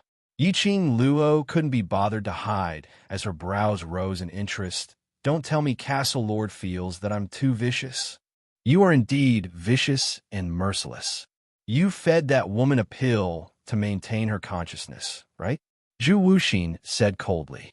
Yiqing Luo only smiled as she didn't admit nor deny it. The pill which she fed Shangguan Liuli was indeed a pill to maintain her consciousness. That medicinal effect would last till the end of Shangguan Liuli's life. Before she died, even if she was dismembered by the magical beasts, Shangguan Liuli's body would be bitten into pieces by the magical beasts. Shangguan Liuli wouldn't die, nor would she faint from the intense pain. She would only feel clearly how her body was being torn apart, how she entered the magical beast's teeth. Yiqing Luo's smile was filled with a chilly intent. Since Castle Lord also feels that I'm vicious, then why bother me? Zhu Wu Xian didn't reply. Using that pair of clear eyes, he stared at her face without blinking. Suddenly, his figure moved. Before Yiqing Luo could react, a chilly breath sprayed onto her face. The cold touch touched her face. Yiqing Luo knitted her brows tightly and was about to release her profound qi to counterattack. But she felt his fingers constantly groping the side of her face. His gaze was fixed on her face, as if he was searching for something. Yiqing Luo's resistance stopped. Her brows were still tightly knitted. "Are you suspecting that I have disguised myself?" The man's fingers that were constantly exploring the outline paused, and he said in a low voice, "I can't rule out this possibility." The two of them were very close to each other. As Zhu Wuxin spoke, his warm breath landed on her face. "Then did you find it?" Yiqing Luo turned her face away unnaturally. She wasn't used to being stained with a man's aura other than Dmo Xian's. Zhu Wuxin gazed deeply at her. His sharp and cold gaze met hers for several breaths of time. Then he let go of her. Yiqing Luo immediately took a few steps back and patted her own body. "Your face is real." She wasn't sure if it was Yiqing Luo's misconception. She felt that Zhu Wuxin's voice had become much gentler when he said this. His aura wasn't as cold as ice like before. This change was because he had confirmed the authenticity of her face. Yiqing Luo narrowed her eyes as she sized Zhu Wuxin up carefully. She was silently guessing in her heart. This Zhu Wuxin seemed to know her, and they were very familiar with each other. Now, he had come to confirm the authenticity of her face. Could it be? Chapter 1328. Something wasn't right. She had taken over this body for such a long time. She had long become one with this body. In her memories, there was no such person named Zhu Wu Xin. For a man with such a strong presence like Zhu Wu Xin, if she had met him before, how could she not recognize him? Had Zhu Wu Xin remembered wrongly? Or had she really forgotten about Zhu Wu Xin? Seeing Yiqing Luo remaining silent, Zhu Wu Xin's gloomy gaze was fixated on her eyes, as though he was trying to find out some information from her gaze. Their eyes met, and after some time, Yiqing Luo's brows rose as she gave a teasing smile. "I'm so sorry to disappoint Castle Lord. The one who has this face is a vicious and merciless woman." Following that, a cold intent flowed past her charming eyes. She smiled faintly. "So, Castle Lord, don't be affected by this face of mine." Saying that, she turned around and strode into the night. Her red dress was as enchanting as a blooming rose. As she walked, it was as though she was a raging flame, as she drew an arc in the air like the setting sun. Momentarily, it dyed Zhu Wu Xin's clear eyes red. The expression on his face, at this instance, had some changes. He fixed his gaze on Yiqing Luo's departing figure.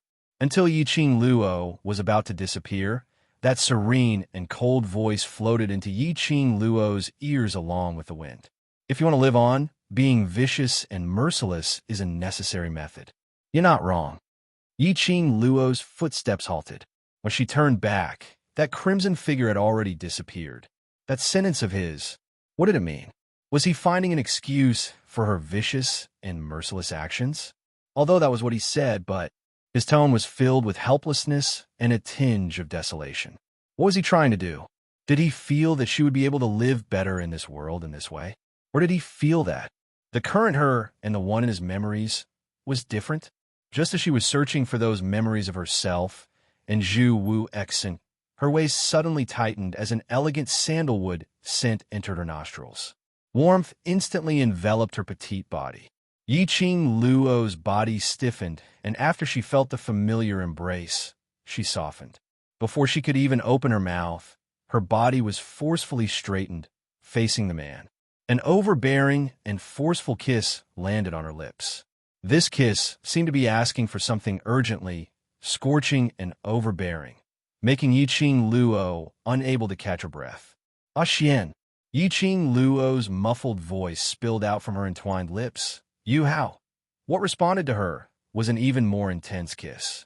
Not knowing how long had passed, Yiqing Luo felt dizzy and her body turned soft like a puddle of water before Dmo Xian stopped this suffocating kiss. She leaned against his chest, gasping for air. The powerful arm around her waist tightened even more. "Ah Xian." She gasped lightly as she called out Dmo Xian's name. Beside her ears, the sound of the man's heavy breathing came wave after wave. The scorching air hit her skin.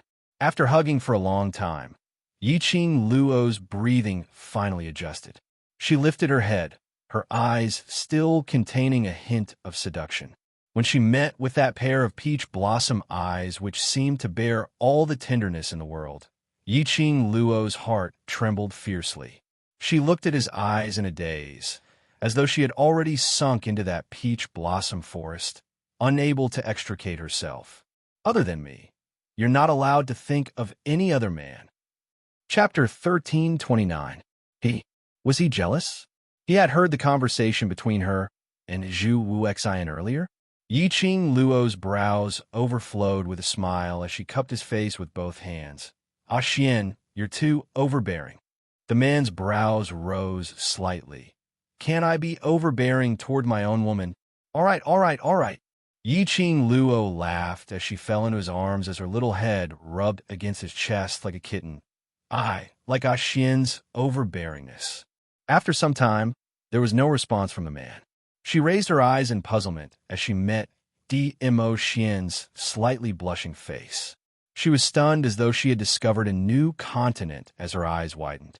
Her curious hands cupped his face tightly as she wanted to take a closer look. Dmo Xian's large palm, however, held her two little hands in his palm. Forcefully and overbearingly, he pressed her head into his arms. That boiling hot chest, that heart which kept on beating rapidly, scorched Yiqing Luo's face. Yiqing Luo lay in his arms in a daze, not struggling at all. Did she see wrongly? Earlier Dmo Xian was shy. The Dmo Xian who teased her till her pink bubbles were about to swell, teased her till her amorous heart was in turmoil, teasing her till she didn't want it anymore. He actually felt shy. Because of a sentence from her, he felt shy. Was she seeing things or her eyes twitched? You're interested in Zhu Wuxian. A low, hoarse voice floated from above her head. His voice was tense, as though he was anxiously trying to change the topic. But this indeed made Yiqing Luo shift her gaze. After all, taking the opportunity when Dmo Xian was shy, to tease him or something, this thought was not valid. She was totally sure.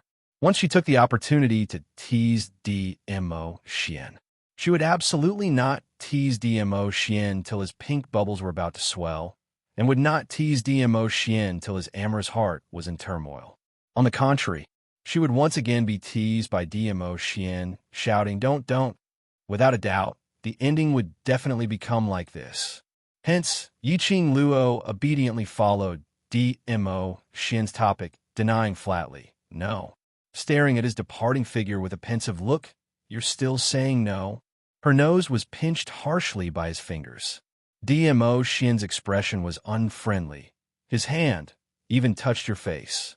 Cough. Yiqing Luo suddenly coughed out. How much did you see? Dmo Xian's expression was gloomy as he spat out word by word, from head to tail. In other words, Dmo Xian had been following behind her, watched the entire process. Ugh, she was indeed jealous. Yiqing Luo weakly raised her little claws. I request for an explanation. Approved. Dmo Xian spat out a word. Yiqing Luo's eyelashes fluttered as she speedily explained her guess that she might know Chu Wuxian, and Chu Wuxian suspected that she was in disguise. He rattled off a long string of words without even taking a breath. A man soaked in a vinegar jar was very scary. Although it was clear that Dmo Xian believed that there was nothing between her and Zhu Wuxian. But even if it was nothing, he would still feel uncomfortable. Think about it from another perspective. She believed that nothing would happen between Dmo Xian and Feng Ling. But if Feng Ling kept pestering Dmo Xian, she would still feel unhappy. Hence, Yiqing Luo didn't hold back as she explained the entire sequence of events clearly. Dmo Xian's fingers brushed past the contours of her face as he squinted his peach blossom eyes. I'm just confirming if you're in disguise or not. Yiqing Luo nodded her head like a little chick pecking rice. Chapter 1330. Yiqing Luo's lips felt extremely scorching from his slender fingers. Look, this man was flirting with her again. His flirting was so natural that it made one blush. Earlier, she must have seen wrongly when she saw him being shy. His ability is above mine, and his speed is also above mine. I didn't intentionally let him touch me, so you can't blame me. Yiqing Luo pursed her lips as her eyelids drooped down. Zhu Wu Xin was standing right in front of her in an instant. She didn't even have a chance to react.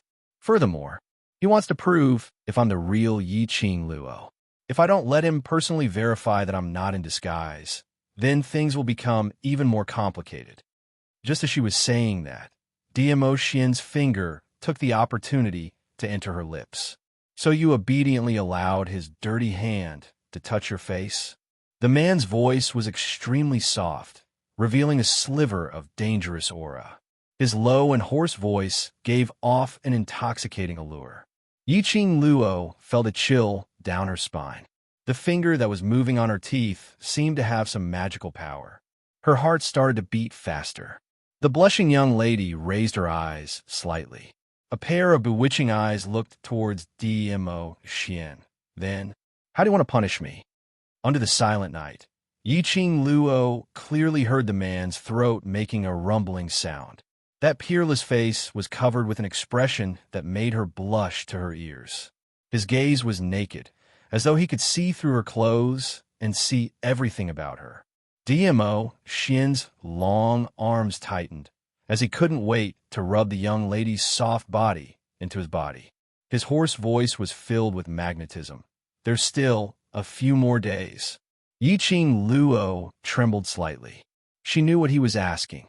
How many more days was her menstruation period? Perhaps it was because she had been teased by DMO Xian for a long time. Her body was already used to DMO Xian's touch and teasing. Just sniffing his scent and listening to his voice. Yiqing Luo felt her legs turning into jelly as her entire body felt limp. She didn't get any response from the young lady. DMO Xian's brows rose slightly as the hand which was around her waist suddenly moved downwards towards her abdomen. Not willing to say? Then I'll check personally. Just as it reached her lower abdomen, the hand was pressed down by the girl in a panic. The young girl's red face was filled with anger and humiliation. Beast! Yiqing Luo gritted her teeth and spat out. Test, test, test. What the hell are you doing? As he said that, he angrily flung DMO Xian's hand away. They were still on the street. There was even a corpse lying on the ground. Was it really okay for him to touch her body like that? Even if he was in heat, he had to look at the place. Yiqing Luo glared at the man who had an evil smile on his face and pushed him away. Go back to the mansion. Come back tomorrow to apply for leave. Looking at the back view of Yiqing Luo leaving in a huff, DMO Xian laughed heartily. The more she laughed, the faster Yiqing Luo left. The moment she turned around, her entire face was flushed red. She couldn't help but think to herself, if I had known that I would fall into the hands of this man, I would have done more research on seducing men in the 21st century. Then she flirted with DMO Xian till he didn't want to. The next day, after Yiqing Luo woke up, she didn't see DMO Xian's figure as usual. She rubbed her forehead and muttered to herself, beauty is the bane of men. Being teased left and right by DMO Xian, she had forgotten to tell him about what she had overheard in the academy. She also forgot to ask where he had gone for the whole day. If she saw him today, she must ask clearly. Chapter 1331. After walking out of the room, the door of Yin Xiao Yi's room was already wide open. Yiqing Luo walked over. As expected, she saw Shishang Lan feeding Yin Xiao Yi medicine gently. Yin Xiao Yi was drinking the medicine with a blank look. Her eyes were empty and lifeless, not knowing what she was thinking about. Shishang Lan said something in a low voice, but didn't get any response from Yin Xiao Yi, but he still continued to talk. Hearing a sound from the door, Shishang Lan stopped his rambling and turned his head towards the door. When he saw Yiqing Luo, he smiled warmly. Good morning, Miss Yi. Good morning. Yiqing Luo walked into the room and took a look at the medicinal soup in Shishang Lan's hands. Today the academy is summoning the students back to the academy. I intend to apply for leave for them, so I'll have to trouble young Master Shi to take care of my brothers. Xiao Yi's brothers are my brothers. Miss Yi, please rest assured. Xishang Lan put down the medicinal soup in his hands and smiled sincerely. Yiqing Luo's vision fell onto the medicine bowl, which was put down. A deep meaning flashed past her eyes. Xishang Lan seemed to have noticed that his actions were inappropriate as he hurriedly reached out to take that medicine bowl. Yiqing Luo's speed was faster than him. It's still early to go to the academy. I'll accompany Xiao Yi. Yiqing Luo took the medicine bowl and sat down by the bed. Xishang Lan retracted his hand sensibly. I'll go take a look at the other brothers first, if there's anyone who needs my help to take care of. Xishang Lan walked out of the room.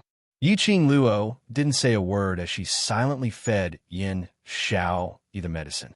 Yin Xiao Yi didn't seem to notice that the person feeding her the medicine had changed. She only swallowed mouthfuls of bitter medicinal soup in a daze, without even batting an eyelid.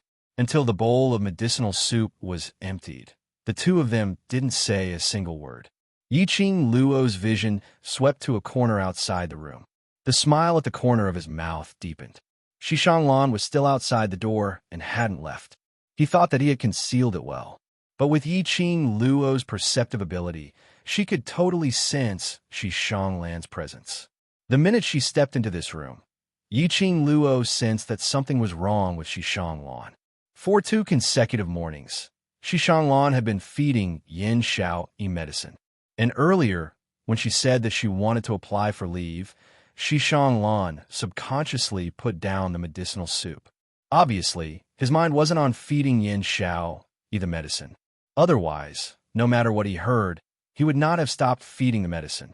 Now that he was quietly hiding outside the door, it was obvious that he was trying to find out some information. This Xishang Lan, there was indeed a problem. Yiqing Luo narrowed her eyes as she placed the bowl of medicine aside. Perhaps it was because the house was too quiet.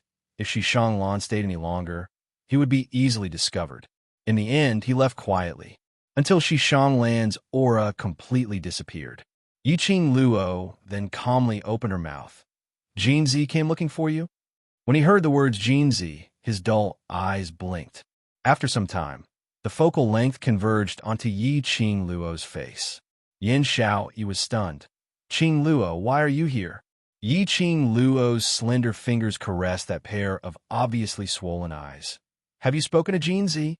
When he watched Yin Xiao Yi sleep last night, she was still fine. When she woke up this morning, she saw Yin Xiao Yi's red and swollen eyes, looking as though she had lost her soul. Other than Xiao Jin, there was probably no one else who could make Yin Xiao Yi reveal such an expression. Yin Xiao Yi shook her head as her head leaned towards the direction of the bed. He only wished me and Xishang Lan happiness. The last 2 words were said with great difficulty. Yiqing Luo's lips twitched. What was Xiao Jin up to? Did he really intend to give up on Yin Xiao Yi and wish Yin Xiao Yi and Xishang Lan happiness? Chapter 1332. At this moment, Yiqing Luo simply didn't know what to say. Yiqing Luo expressed that she really couldn't understand Xiao Jin's train of thought. He would only be satisfied if he saw Yin Xiao Yi and Xishang Lan living happily and happily. Last night, he came to my room to check on my injuries. Yin Xiao Yi's voice was very soft, almost inaudible. After that, she laughed softly. I thought he liked me. Otherwise, why would he specially come to check on my injuries in the middle of the night? That laughter revealed obvious bitterness. Yiqing Luo's pink lips moved, but ultimately she didn't say out Xiao Jin's thoughts. There was no doubt that Xiao Jin liked Yin Xiao Yi, but he chose to give up, just like what Diamo Xian had said. Although Xiao Jin was a timid person, but he would not go so far as to personally push the woman he liked into someone else's arms. He had his own reasons for doing so. He had his own difficulties that he couldn't tell them. Xiao Jin had many secrets on him. This was something that Yiqing Luo knew. He had his reasons for giving up on Yin Xiao Yi. As an outsider, it's not good for her to point out Xiao Jin's feelings towards Yin Xiao Yi. Perhaps it would be more harmful to the two of them if they made things clear. Diamo Xian had specially instructed her not to interfere in their relationship. Looking at Yin Xiao Yi's sad look, Yiqing Luo couldn't bear to see her like this. His heart was in a mess. She let out a long sigh. But he said that he felt guilty because of what he did to me. He felt that he had let down my fiancée. Yin Xiaoyi's voice became increasingly broken and trembling. Ha! Fiancé. I've never acknowledged Shi Shanglan as my fiancé, but he kept putting Shi Shanglan as my fiancé. Then he smiled. His smile was very sincere and filled with blessings. He asked me to live a good life with Shi Shanglan and asked me to marry him as soon as possible. She was pushed by the man she loved to another man. This kind of pain was like a sharp knife, ruthlessly stabbing his heart. He was in so much pain that he wished he was dead. He marriage? How could she accept this? He wasn't the one they were going to marry. Yin Xiaoyi's voice was already choking. Towards the end, he was almost choking with sobs. She seemed to recall the scene last night when Xiao Jin said these words to her. Yiqing Luo's heart ached, but she couldn't say anything to comfort her. In the end, he could only sigh helplessly. Holding a handkerchief, he bent over to wipe the tears from the corners of her eyes. At this time, it was useless to say anything else. He could only stay by her side silently. Tell her, at least, she is not alone. The room fell into silence. About an hour later, Long Yunjan's voice came from outside the door, telling her to return to the academy to apply for leave. Yiqing Luo stuffed the handkerchief into Yin Xiaoyi's palm and was just about to get up when her sleeve was tugged by Yin Xiaoyi. Startled, she turned to look at Yin Xiaoyi.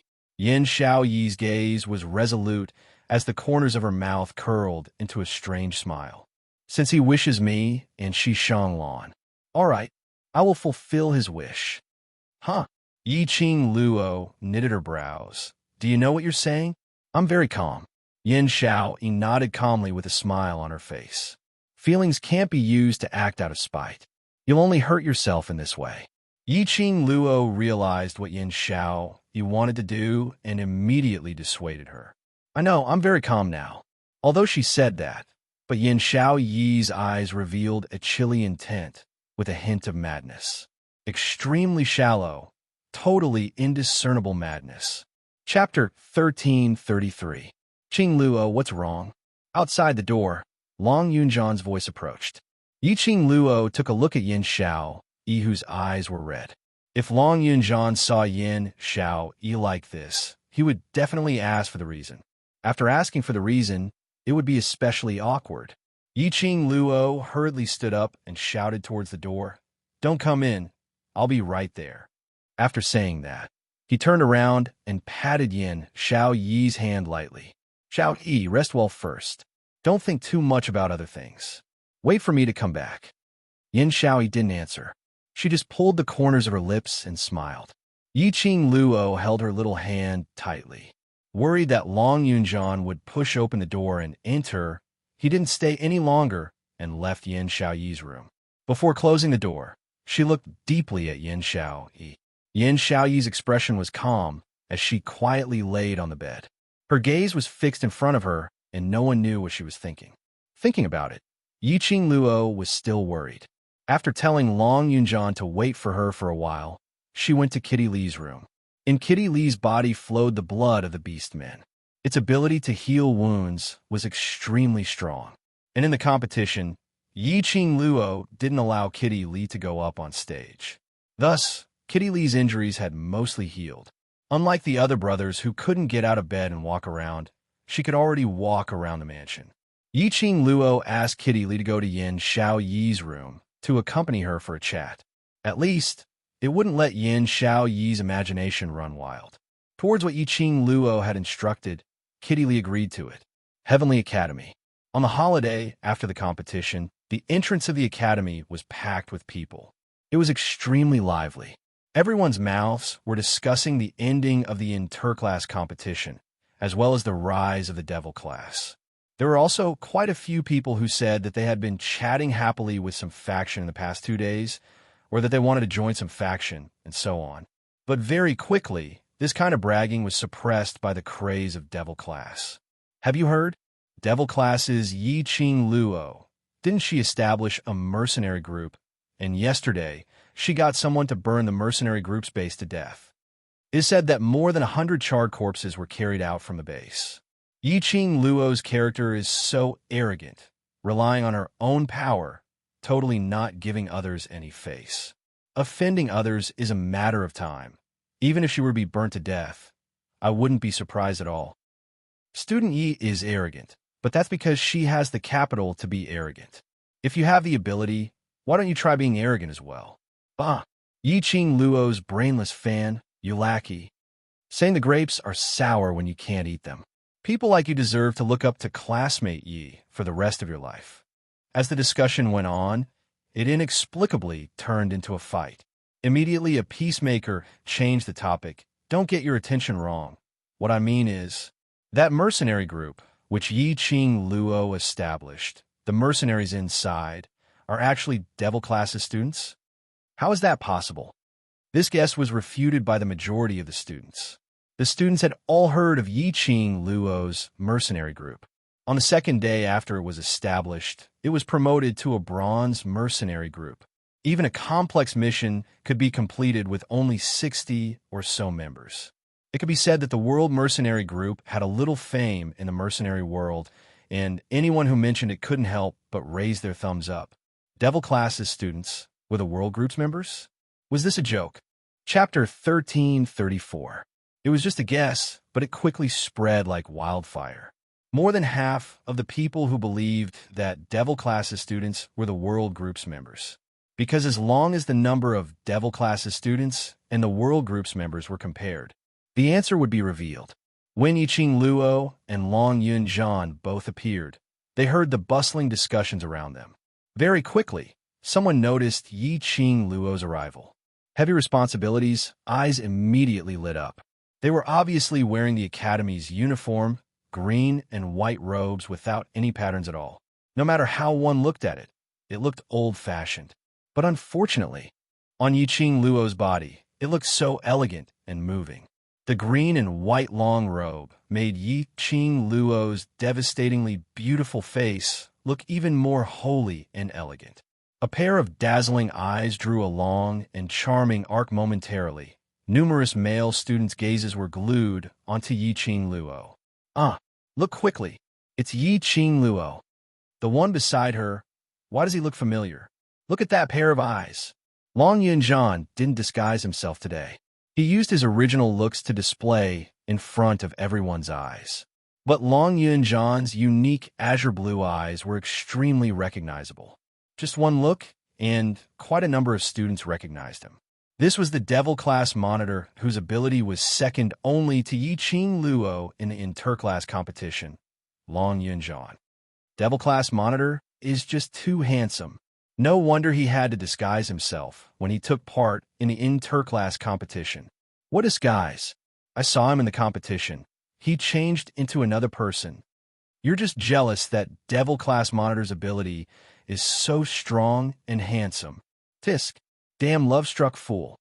The surrounding students stared at Long Yunjian as they discussed noisily. Yiqing Luo and Long Yunjian didn't bother about the surroundings. Under the escort of numerous students, the two of them directly walked into the academy. Behind them, a large group of people followed.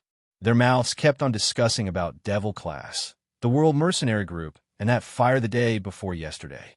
Along the way, they arrived at the director's office in a grandiose manner. The director heard the teacher's report that 2 students from Devil class wanted to meet the director. The teacup in the director's hand almost dropped onto the ground. Why did Yiqing Luo, the plague god, look for him so early in the morning? Could it be, now that they knew about his relationship with the Dark Faction, they wanted to seek revenge? Yiqing Luo's backing was the Imperial Palace. For Yiqing Luo, the Imperial Palace's disciples had already sent out their troops, constantly harassing and attacking the Dark Forces. Although he had never been to the Underground Forces, he had been working for them for many years. In the Underground organization, the Dean had his own people. He knew that the Wolf Saint technique's influence had been affected because of the Imperial Palace's recent momentum. If he was implicated in this matter, he might not be able to hold his position as the principal for long. Director was feeling apprehensive, but outside the director's room, not only were there Yiqing Luo and Long Yunjian, there were thousands of students. He could not refuse to meet the students of the class that had won first place. Suppressing the uneasiness in his heart, the principal waved his hand and invited them in. What made the dean rejoice was Yi-Ching Luo didn't have the slightest bit of doubt towards him.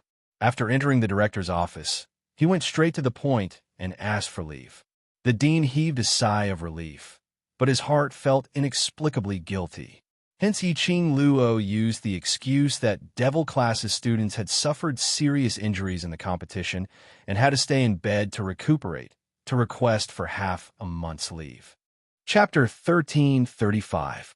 Yi-Ching Luo smiled slightly as she politely thanked him. She squinted her eyes as she sized up the director with a smile, which didn't look like a smile, as she couldn't help but laugh in her heart. She didn't know how this director managed to survive for so many years without anyone noticing anything strange about him. He was just here specially to meet him, and he was so scared that he broke out in cold sweat. Such a timid person. Even the dark forces dared to use him. All right, it was because director was timid that the dark forces dared to rush in. Yi-Ching Luo hid the disdainful sneer in her eyes as she smiled faintly. Thank you, director, for empathizing with the students. I represent Devil Class students to thank director. Actually, Ghost Doctor had mentioned to me about the matter of applying for leave earlier. Director beamed as he said, trying his best to maintain his calm expression. With Ghost Doctor personally treating Devil Class students will definitely recover as soon as possible. With director's auspicious words, Devil Class students will definitely recover as soon as possible. Yi-Ching Luo smiled as she said, so, Devil Class's reward this time will probably have to be delayed. What does director think? How about after the Academy's exchange meet? Director's smile froze. He then recalled that Yi-Ching Luo had challenged Zi Qianqian and won, so she could choose 10 students to enter the class of gods to learn. Enter the class of gods to learn. It wasn't just learning, but specially selected to become his lordship's food. These 10 students were outstanding students who had gone through several rounds of competitions and were finally chosen to enter the class of gods. Although it was called training, it was actually to become the most delicious food and to undergo a month of rearing before presenting them to his lordship. Now, the students of the Devil Class obtained victory. Even if they chose the strongest 10 students in Devil Class, no matter how they reared them, they would still be inferior food. His lordship would definitely blame him. Of course, this was the rule that had been set over the years. If he rejected Devil Class, not only would he not be able to answer to the world, he would not be able to answer to the main courtyard. Thinking of this, director broke out in cold sweat. Does director feel that my suggestion is inappropriate? Yi-Ching Luo half squinted her eyes as she looked at him with a smile, which didn't look like a smile. Director suddenly regained his senses as he raised his hand to wipe the sweat off his forehead, not knowing why. The more he faced Yi-Ching Luo, the more he felt guilty. It was as if that pair of quick-witted eyes had already seen through everything in his heart. Then it's decided. After the exchange meet, the student from the class of devils will go to the class of gods to continue their studies. The dean adjusted his own mentality, trying hard to maintain the calmness in his heart. Speaking of the Academy Exchange Conference, he had forgotten. When the time came, he just had to think of a way to let the Devil Class students go to the Blazing Flame Nest. Everything after that would be left to the Wolf Saint Law. As long as all the Devil Class students died in the Blazing Flame Nest, he would then be able to arrange for other food to enter the class of gods to be raised, trained. With that thought in mind, the dean's anxious heart finally calmed down. In order to perform well in the Academy's exchange meet a month later, I'll have to trouble student Yi to take good care of the students of Devil Class and strive to recover as soon as possible. Yi-Ching Luo smiled lightly. I will definitely not disappoint director. She emphasized the word disappointed with a hidden meaning. Right now, the headmaster's thoughts were all on how to trick the students of the various academies into going to the flame nest during the exchange meet. Thus, he did not understand the deeper meaning behind Qin Lai's words. His gaze landed on Long Yunjian, who had not spoken a single word since entering the dean's office. Chapter 1336. This is Director's expression turned slightly strange. His vision stared at Long Yunjan's eyes without blinking. This azure blue gem-like eyes. Why did it look so familiar? In the bottom of his heart, a strange feeling started to spread. This is Devil-class monitor Long Yunjan. Director should have seen him during the interclass competition. Yiqing Luo didn't miss any expression from Director. His astonishment and strangeness were all in her eyes. Only she didn't understand. Why would Director use such a gaze to look at Long Yunjan? Could it be that he knew Long Yunjan previously? Devil class monitor. Director muttered a few words. In his memory, he had indeed seen this young man with a pair of blue pupils that day during the competition. But this face, this pair of eyes, he was Devil class monitor? Could it be his lordship? Director, is there any problem? Yiqing Luo's puzzled voice was heard. Director's deep thoughts were interrupted. He immediately kept his emotions, shook his head, and waved his hand, as though he was anxious to draw a clear line. No problem. I just feel that Devil-class monitor and the previous competition looks different. Yiqing Luo didn't hide it, because Ajan is also a member of the World Group. If we don't disguise ourselves during the competition, if we're discovered by other mercenary groups, then Devil class will not be able to compete in peace. Disguise. Director's face turned pale once again. This made him recall the scene of Butterfly Saint technique disguising herself as Lu Shuiyu to participate in the finals. Although Director was suspecting if those so-called disguised students and Devil class students were the same, but he couldn't show it out. After all, there was already Butterfly Saint technique. If they really wanted to investigate the matter of disguise, Butterfly Saint technique could easily be implicated. It's getting late. I have to go and chat with the elders. You need to recuperate from your injuries. Go back first. Director waved his hand. Yiqing Luo bid farewell to Director and left the director's office with Long Yunjan. Before leaving, Yiqing Luo specially observed Director's expression. As expected, Director's gaze was fixed on Long Yunjan, as though he was confirming something. Director, he had met Long Yunjan previously, and there seemed to be some special relationship. After walking out of the director's office, Yiqing Luo's peripheral vision swept the surroundings as she suppressed her voice. Ajan, have you and the director met before? I don't remember. Long Yunjan also noticed that there was something wrong with the dean's strange gaze. His handsome brows furrowed slightly. Ever since I can remember, I've been in the Devil class for almost 5 years, but I've never met the dean face to face. Yiqing Luo remained silent for a moment. There's a possibility. Director knows about the memory you've lost. The look in the dean's eyes was not as simple as he said. In Long Yunjan's memory, he had never had a face-to-face chat with the dean.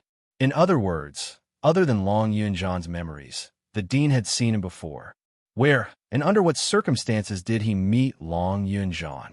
Perhaps, through the principal, he would be able to retrieve the lost memories of Long Yunjan. Upon hearing Yiqing Luo's words, Long Yunjan's expression instantly froze. He knows the past me. If my intuition isn't wrong, you can put it that way. Yiqing Luo nodded. After we return to the academy, we can start to investigate. Long Yunjan lowered his eyes. His thick, long lashes covered the emotions in his eyes. From Yiqing Luo's angle, she looked at his half-emotionless side profile. Inexplicably, a surge of melancholy arose from the bottom of her heart.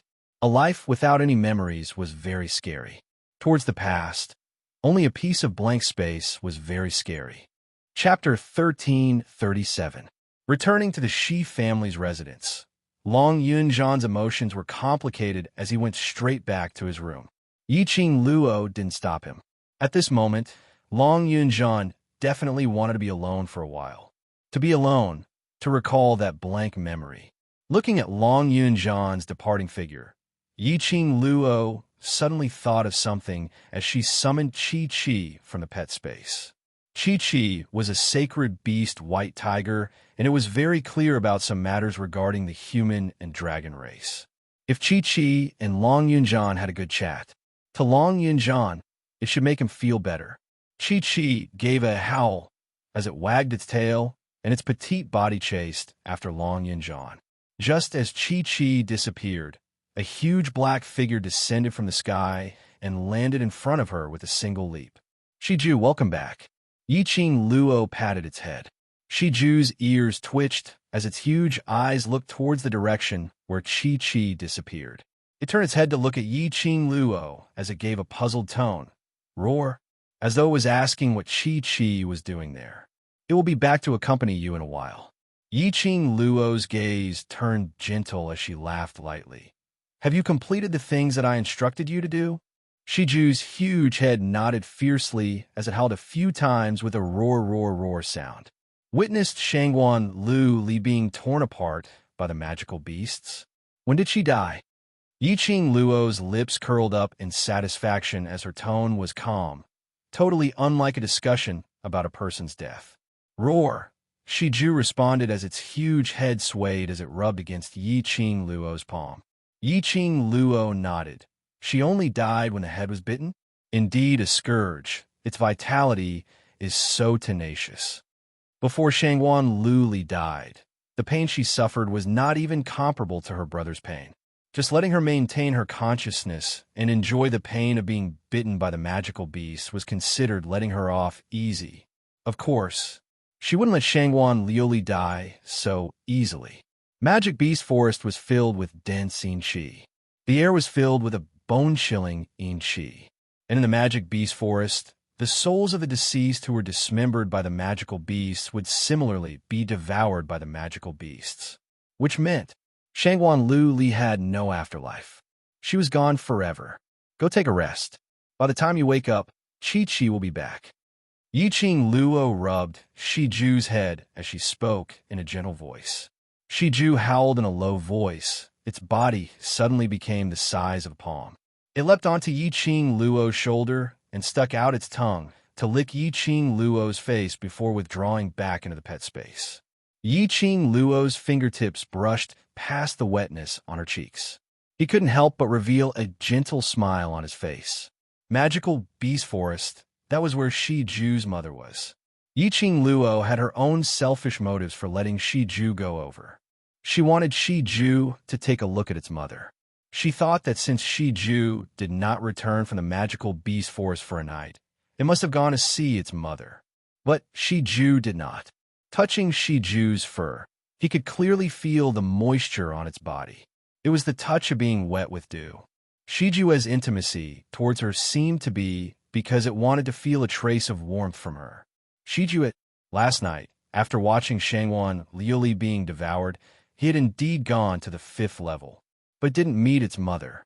It only stood at the 5th level, looking at the place where it grew up, looking at its mother from afar. This child. Chapter 1338. Suddenly, Yiqing Luo seemed to understand something. This was the reason why Shiju's mother could not bear to part with Shiju, but still insisted that she take Shiju away. Because of Shiju, they needed to follow in the footsteps of humans and grow slowly. Right now, Shiju was slowly becoming stronger, slowly becoming a truly mature mirage beast. She believed, one day, she would definitely be able to bring Shiju back to the 5th level of the magical beast forest in a flashy manner. He brought Shiju to see Shiju's mother in the most dazzling way. After adjusting her emotions, Yiqing Luo looked towards the direction of Yin Xiaoyi's courtyard. Before she left, Yin Xiaoyi's expression and that sentence made Yiqing Luo extremely worried. Although he had Kitty Li look after Yin Xiaoyi, Kitty Li herself was still a child. She might not be able to take good care of Yin Xiaoyi. As he was thinking, he had already arrived at the door of Yin Xiaoyi's room. The door was tightly shut and there was no sound at all. Yiqing Luo frowned. If Kitty Li was around, the room shouldn't be so quiet. He knocked on the door, but there was no response. She pursed her lips and pushed the door open. As expected, it was just as he had imagined. The room was empty. The bed that Yin Xiaoyi had lain on was neat and tidy, and a new set of bedding had been changed. Blue bedding. This was Yin Xiaoyi's favorite color. The chilly air in the air told her that no one had entered this room for at least 2 hours. Yin Xiaoyi's injuries were serious, and she had to stay in bed to recuperate. Why would he leave this room? Wasn't Kitty Lee taking care of Yin Xiao Yi? Why was Kitty Lee nowhere to be seen?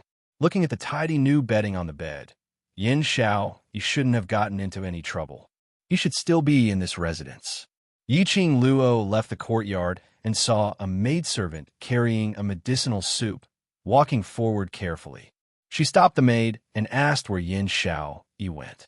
The maidservant bowed politely and said, "Eldest young master is sunbathing with the future eldest young mistress in the garden. This servant is preparing to deliver medicine to the future eldest young mistress." Garden? Sunbathing? Xishanglan brought them over? Could it be that he didn't know that a patient who was seriously injured due to profound energy could not be easily moved? Seeing Yi Qing Luo's expression sunk, the maid hurriedly explained, "Seventh Miss Yi, please don't worry. Eldest young master specially asked Sir Ghost Doctor before he brought future eldest young madam to the garden. Moreover, Master Chiao and Miss Li Mao are both in the garden, so future eldest young madam will be fine."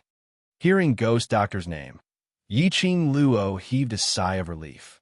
But when she heard the second half of the sentence, Yi Qing Luo suddenly felt a gust of wind messed up. Xiao Jin was also here. What the hell was going on? Yi Qing Luo couldn't be bothered to say anything as she dashed towards the direction of the garden. Just as he reached the entrance of the garden, he heard Kitty Lee's joyful laughter coming from within. From afar, he could see all kinds of colorful flowers. The flowers were bright and beautiful, and they were incomparably beautiful. A black figure was fluttering among the flowers, chasing after the butterflies. Not far away, there were 3 people sitting in a pavilion. Just by looking at the surface, there was a warm atmosphere. But Yi Qing Luo, who knew the inside story, obviously saw the shapeless sword shadows in the air. Yin Xiao, he sat on a wheelchair, which looked like a wheelchair. Xishanglan leaned close to her, occasionally inquiring about her well-being, passing over some fruits which had already been peeled. Yin Xiao, he looked at the flowers, at Kitty Lee, who was fluttering about, as she laughed softly from time to time. Occasionally, she would turn her head sideways and eat the fruits which Xishanglan passed her lips. Whereas on the side of the stone table, Xiao Jin sat there expressionlessly. Chapter 1339. The correct way to show off their affection in front of their love rivals should not be. Xiao Jin bristled with anger. He realized that he couldn't stand Yin Xiao Yi being with another man. So he forcefully snatched her back and started a series of love and hate. However, the reality was, Yi Qing Luo wanted to ridicule in her heart. "Jinzi, aren't you a little too calm? Isn't there something wrong with this style?" Feng Ling had only held onto Dmo Xian's arm, and she already had the urge to tear Feng Ling apart. Chu Wuxin had only checked if she was in disguise and touched her face when Dmo Xian got jealous and punished her harshly. When he saw the loving scene of Yin Xiao Yi and Xishanglan, Xiao Jin was actually sitting at the side and watching. Xiao Jin's heart was so strong. In any case, if it were her, she would definitely not be able to remain so calm. "Kitty." Yi Qing Luo called Kitty Lee's name as she walked into the flowers. With a plop, a small figure fell beside her legs. The petals splashed up, flying with the wind. Kitty Lee raised her head. Due to her fall, the black hat on her head had fallen to the ground, revealing 2 black cat ears. When he saw Yi Qing Luo, his ears twitched, and he beamed with joy. "Sister, you're back." Yi Qing Luo picked up her hat and helped her put it on as she asked in a low voice, "Didn't I ask you to take care of Xiao Yi? Why did you bring her here?" Kitty Lee stuck onto Yi Qing Luo as she hugged her arm with both hands. "Young master," she saw that Sister Xiao Yi wanted to come out to bask in the sun, so he asked Sister Xiao Yi to come out to bask in the sun with him. Brother Jinzi also agreed, so Kitty Lee felt that there shouldn't be any problem. Jinzi also agreed? In other words, did Jinzi really intend to give up and matchmake Yin Xiao Yi and Xishanglan? Fine. Very good, very powerful. She didn't need to rely on the wall to admire Xiao Jin.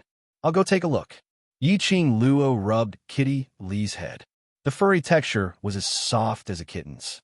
Kitty Lee nodded her head vigorously as she released Yi Qing Luo's arm. Then it jumped back into the flowers. Even in human form, Kitty Lee still retained the characteristics of a half-beast. Cats were especially interested in moving things, and Kitty Lee was no exception. When Yiqing Luo walked to the pavilion, Shi Shanglan was feeding Yin Xiao a piece of sparkling sweet pear. Yin Xiao lifted her eyelids as she forced out a smile. "Qing Luo, how's the matter of applying for leave?" The dean agreed. Yiqing Luo sat by Qiao Jin's side and glanced sideways at Qiao Jin before looking at Shi Shanglan. "Why is young master she so free?" Shi Shanglan looked at Yin Xiao warmly. His eyes were filled with tenderness as he replied, "Xiao is so badly injured. As her fiancé, if I am not by her side, I am not fit to be a man. Also, I want to be by her side." Yiqing Luo was at a loss for words as she gave a dry laugh. He kept sizing up Qiao Jin from the corner of his eyes. He realized that this fellow was indeed mentally strong. Up until now, his expression had not changed at all. It was as if he did not care about Shi Shanglan's words at all. If she didn't know that Qiao Jin truly liked Yin Xiao, Yiqing Luo probably thought that. Qiao Jin really didn't have any thoughts towards Yin Xiao. "Lan, when are we getting married?" Yin Xiaoyi's calm voice was heard. Yiqing Luo was so shocked that she almost spilled the teacup in her hands. She suddenly put down the teacup as she stared at Yin Xiao. What did you say earlier?" Chapter 1340. Marriage? Yin Xiao was planning to marry Shi Shanglan? Was there a mistake? Yiqing Luo finally understood what Yin Xiao meant when she said those words in the morning. Yin Xiao wanted to marry Shi Shanglan as Qiao Jin wished. Take revenge on Qiao Jin with your life's happiness? Yiqing Luo didn't know what she should say to dissuade Yin Xiao. She knew very well in her heart the decision that Yin Xiao had made. Unless Qiao Jin personally spoke, otherwise, Yin Xiao would really disregard everything and marry Shi Shanglan. If she really got married, Yin Xiao would definitely regret it in the future. Why was Yin Xiao so rash? Yiqing Luo sighed helplessly. When he thought of the culprit sitting beside him, he glared at him furiously. He lifted his leg and kicked Qiao Jin's calf. Qiao Jin's gaze still remained in front of him, as if he was looking at the flowers that filled the sky, and also as if he was thinking deeply about something. He totally did not notice Yiqing Luo's action of kicking him. At this critical juncture, how could Qiao Jin be in a daze? Yiqing Luo couldn't control her anger as she lifted her leg and kicked his calf hard. This kick finally made Qiao Jin come back to his senses. But he didn't act like his usual self, jumping up and pointing at Yiqing Luo as he scolded her. His gaze was calm as he took a faint glance at Yiqing Luo and immediately shifted his gaze away. Then he looked towards Yin Xiao, his voice and tone no different than usual. "The 20th of this month is an auspicious day. Coincidentally, it is also the time when the brothers' injuries are healed. Why not choose to get married then?" As soon as these words came out, the entire pavilion fell into a deathly silence. The faint smile on Yin Xiaoyi's face froze. She stared blankly at Qiao Jin, trying to find a trace of emotion on his face. However, she saw nothing but sincerity. Qiao Jin really, sincerely chose an auspicious day for them. The 20th of this month. Half a month later. Did he really want her to get married as soon as possible so that he could chase her away?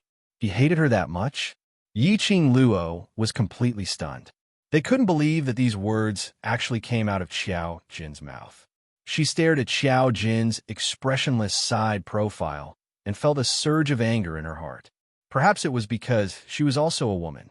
She also didn't know why Qiao Jin had given up on Yin Xiao. At this moment, she deeply despised Qiao Jin's cowardice and his eagerness to push Yin Xiao into someone else's arms. He once thought Qiao Jin was a daring, responsible, and unyielding person. But after Qiao Jin said these words, all these thoughts completely vanished into thin air. The 20th of this month, Shi Shanglan's voice broke the eerie silence. Although time is pressing, I am very willing to marry Xiao Yi as soon as possible. He held Yin Xiao Yi's hand tightly and said sincerely, "Xiao Yi, don't worry. Even if time is tight, I will definitely give you a grand wedding. Yin Xiao Yi stared blankly at Xiao Jin. A long time passed. His pale lips moved slightly, and he spat out a word. Okay. At the same time, an urgent voice covered Yin Xiao Yi's reply. No, I disagree. The few of them looked towards Yi Qing Luo, who was banging the table and standing up at the same time. Miss Yi, Shi Shanglan also stood up as his face was filled with uneasiness. I swear, I will treat Xiao Yi well. If Miss Yi has any dissatisfaction towards me, I can correct it. Chapter 1341. When their gazes fell onto her, Yi Qing Luo suddenly regained her senses. What I mean is, Yi Qing Luo's pink lips pursed tightly as she took a look at the expressionless Xiao Jin and clenched her fists tightly. Xiao Yi is still young, and our The World Group needs a strong assistant like Xiao Yi. If she gets married now, wouldn't she have to leave the academy? This doesn't affect. I don't mind Xiao Yi. Shi Shanglan was stunned as he immediately replied. No way. Yi Qing Luo interrupted his words. I mind. As the World Group's vice group leader, I mind very much. Young master, she already said he doesn't mind. What do you mind about? Xiao Jin frowned. Yi Qing Luo shut her eyes as she calmed her breathing. After getting married, Xiao Yi will no longer be alone. Even if young master, she doesn't mind Xiao Yi continuing to study in the academy and doesn't mind Xiao Yi joining the World Group.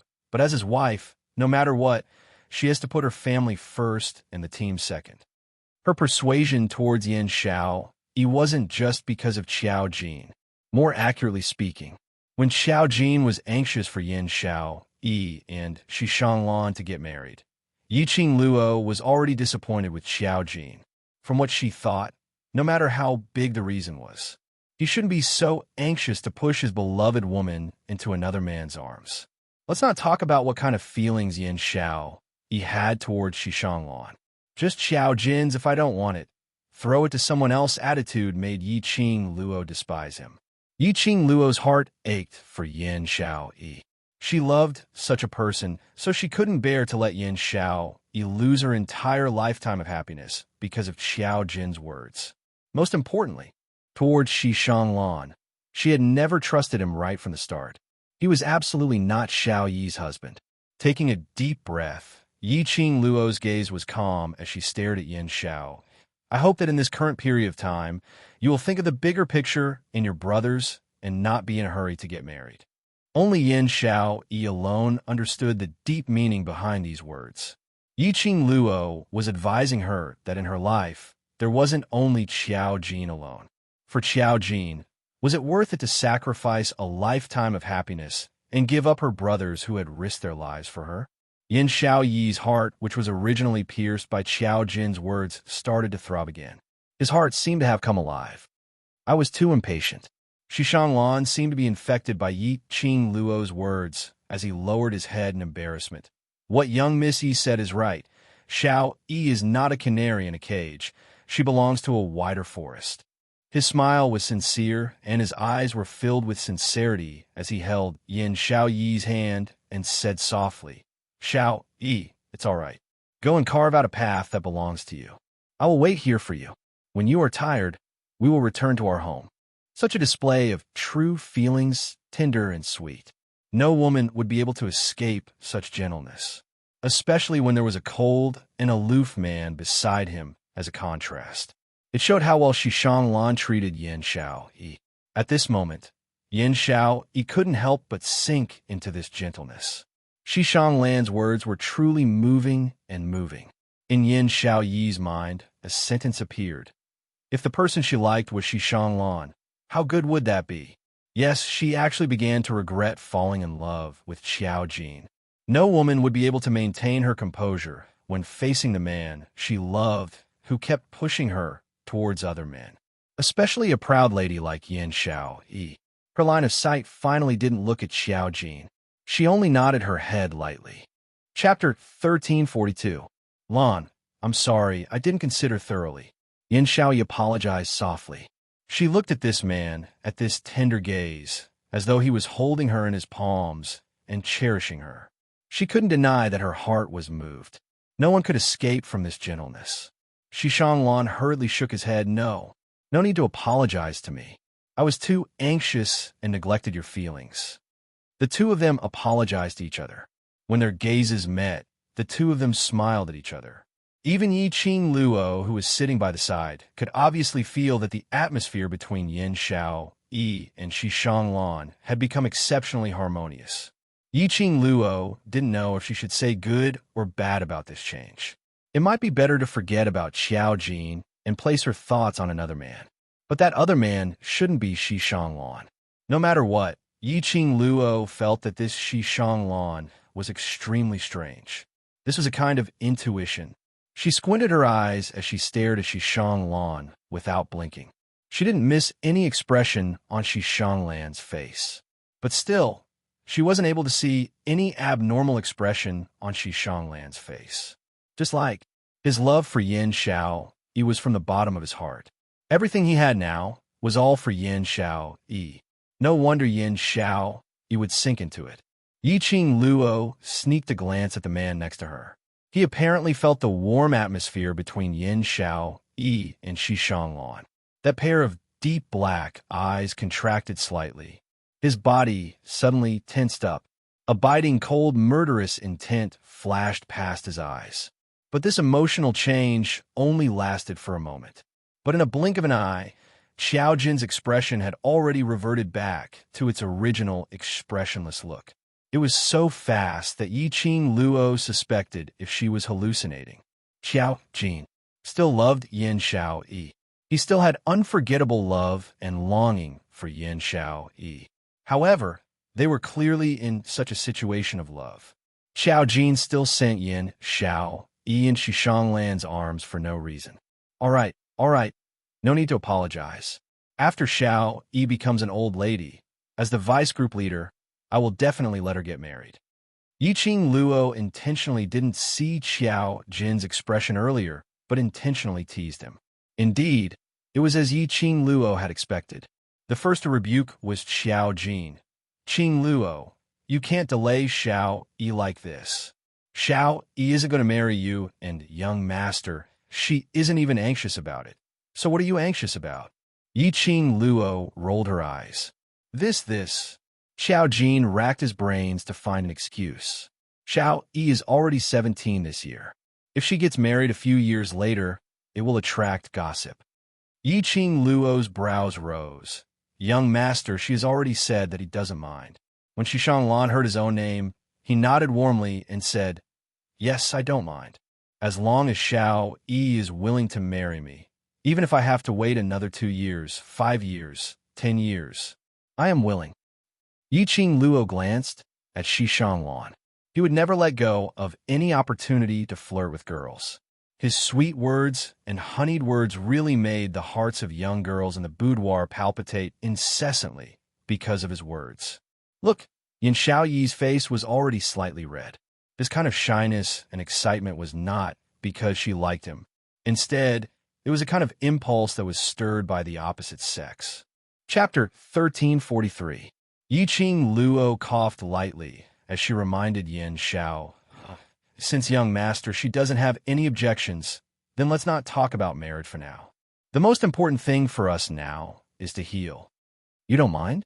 Xiao Jin abruptly stood up as his face turned steely green as he stared icily at Lan. Have you ever thought that Xiao Yi has the title of your fiancé, but you still haven't taken her home?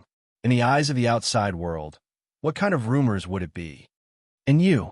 Xiao Jin's arrow was pointed directly at Yi Qing Luo. Xiao Yi is not only your group member, she's also your friend. How can you give her lifetime's happiness to the world group? Xiao Jin's unreasonable outburst made the few of them instantly turn silent. Even Kitty Li, who was originally pouncing on butterflies, also turned her gaze over. Seeing the three of them staring at Xiao Jin, no one opened their mouths to speak. Kitty Li skipped and agilely flipped over the bamboo pole as she directly jumped next to Yi Qing Luo. Following that, she imitated Yi Qing Luo's expression as she stared at Xiao Jin. Being messed up by Kitty Li, the few of them shifted their gazes away. Xiao Jin clenched his fists tightly as he spoke in a deep voice. Qing Luo, your considerations are not thorough. Young Master Shi and Xiao Yi's marriage is something that will happen sooner or later. Since young Master Shi is willing to let Xiao Yi live the life she wants after marriage, then this month's 20th. Pa! A clear sound of slaps stopped Xiao Jin's long-winded words. Yin Xiao Yi raised her hand up high as her petite body trembled slightly as she stared fiercely at this ordinary-looking man, but that pair of eyes was so bright and mesmerizing. A fiery, numbing pain came from her palm. Her slender fingers tightened one by one as it slowly clenched into a fist. She raised her head up high as her eyes reddened as she stared coldly at Xiao Jin. The smile on her lips was extremely chilly. Xiao Jin's cheek was already red and swollen. Even the corners of his lips were oozing with a sliver of blood. It was enough to show how ruthless Yin Xiao Yi's slap was. However, Xiao Jin seemed as though he didn't notice the intense pain from that slap as he stared at Yin Xiao Yi in a daze. Xiao Jin, when I get married is my own business. It has nothing to do with you, Yin Xiao Yi said word by word in an ice-cold voice. There was a strong sense of anger in her tone. Xiao Jin's thin lips trembled. He reached out his hand, wanting to hold Yin Xiao Yi's wrist and explain. But before he could stretch his hand out, a voice suddenly rang out. Yin Xiao Yi was already extremely annoyed and shook him off. Enough, really enough. There was another crisp sound of skin colliding. The back of Xiao Jin's hand turned red from the slap. Yin Xiao Yi clenched her fiery palms and stubbornly raised her head high. Her gaze was cold, devoid of any warmth or emotion. Xiao Jin, you don't have to like me, but please don't trample on my feelings for you. The pavilion instantly fell into a deathly silence. Yiqing Luo's astonished gaze moved back and forth between Xiao Jin and Yin Xiao Yi.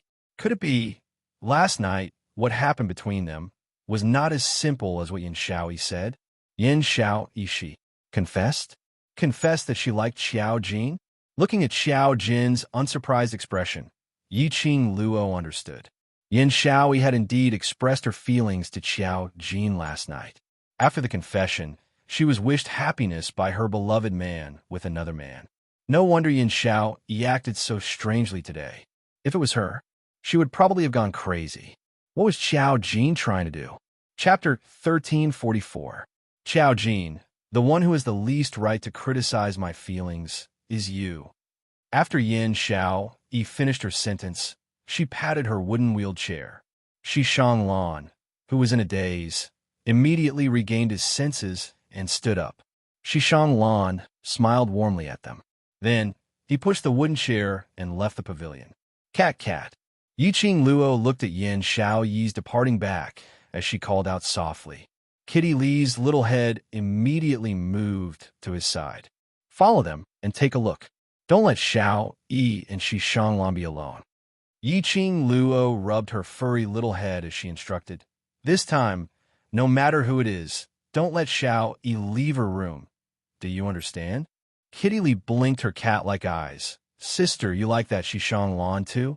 Yiqing Luo raised her brows, not understanding the meaning of her words. Kitty doesn't like him either. There was a scent on his body that made it hard for Kitty to get close to him. If it wasn't for big sister Xiao Yi insisting on coming to the garden, Kitty wouldn't even want to come. Kitty Lee nodded vigorously. Then, she said pitifully, I wanted to tell you the first time I saw him. He had a disgusting smell on him, but he's Xiao Yi's fiancé, and he saved everyone, so I didn't dare to tell you. It's right not to say it. Yiqing Luo pinched Kitty Lee's little face. Our Kitty Lee has grown up and knows how to consider problems. This is very good. Kitty Lee's eyes lit up. That pair of bright and resplendent eyes sparkled brightly. I'm so happy to be praised by Big Sister. All right, let's go and accompany Xiao Yi first. They have already gone far away. Yiqing Luo's eyes were filled with smiles as she patted Kitty Lee's shoulder and pointed to the front, towards the direction where the two figures had disappeared. Kitty Lee cried out, her small body moving agilely. In the blink of an eye, he was already dozens of meters away among the flowers. In the blink of an eye, the cat-like figure was as fast as lightning. He disappeared from Yi Qing Luo's vision. She retracted her gaze and stared at Xiao Jin. Have you calmed down now? Xiao Jin's face was extremely red and swollen. It made his already not-so-handsome face look even more comical. But now, Yi Qing Luo couldn't smile at all. Xiao Jin sat back down heavily on the stone block and turned his face away. You want to seek justice for Xiao Yi?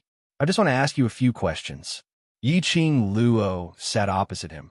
She confessed to you, and it's fine if you reject her, but why did you still matchmake her with Shanglan? In this relationship with Yin Xiao Yi, Xiao Jin had always been weak and timid. Yi Qing Luo thought that Xiao Jin was timid and weak because he cared about Yin Xiao Yi. Yin Xiao Yi was nervous, so he couldn't bear to lose the chance to accompany Yin Xiao Yi. But now, Yin Xiao Yi had clearly expressed her feelings. Yin Xiao Yi had already taken a step forward. Logically speaking, Xiao Jin should not have any worries. However, the result was unexpected. I can't be with her. Xiao Jin's voice was tense as he enunciated each word. Her marriage to young master, she is the happiest thing for her. Happiness? You're not Xiao Yi. So on what basis do you conclude that it's happiness for her to be with Shanglan? Yi Qing Luo gave a cold sneer. Xiao Jin suddenly raised his head as he tried to explain with a flustered expression. But his thin lips trembled, and after stuttering for some time, he wasn't able to spit out any explanation.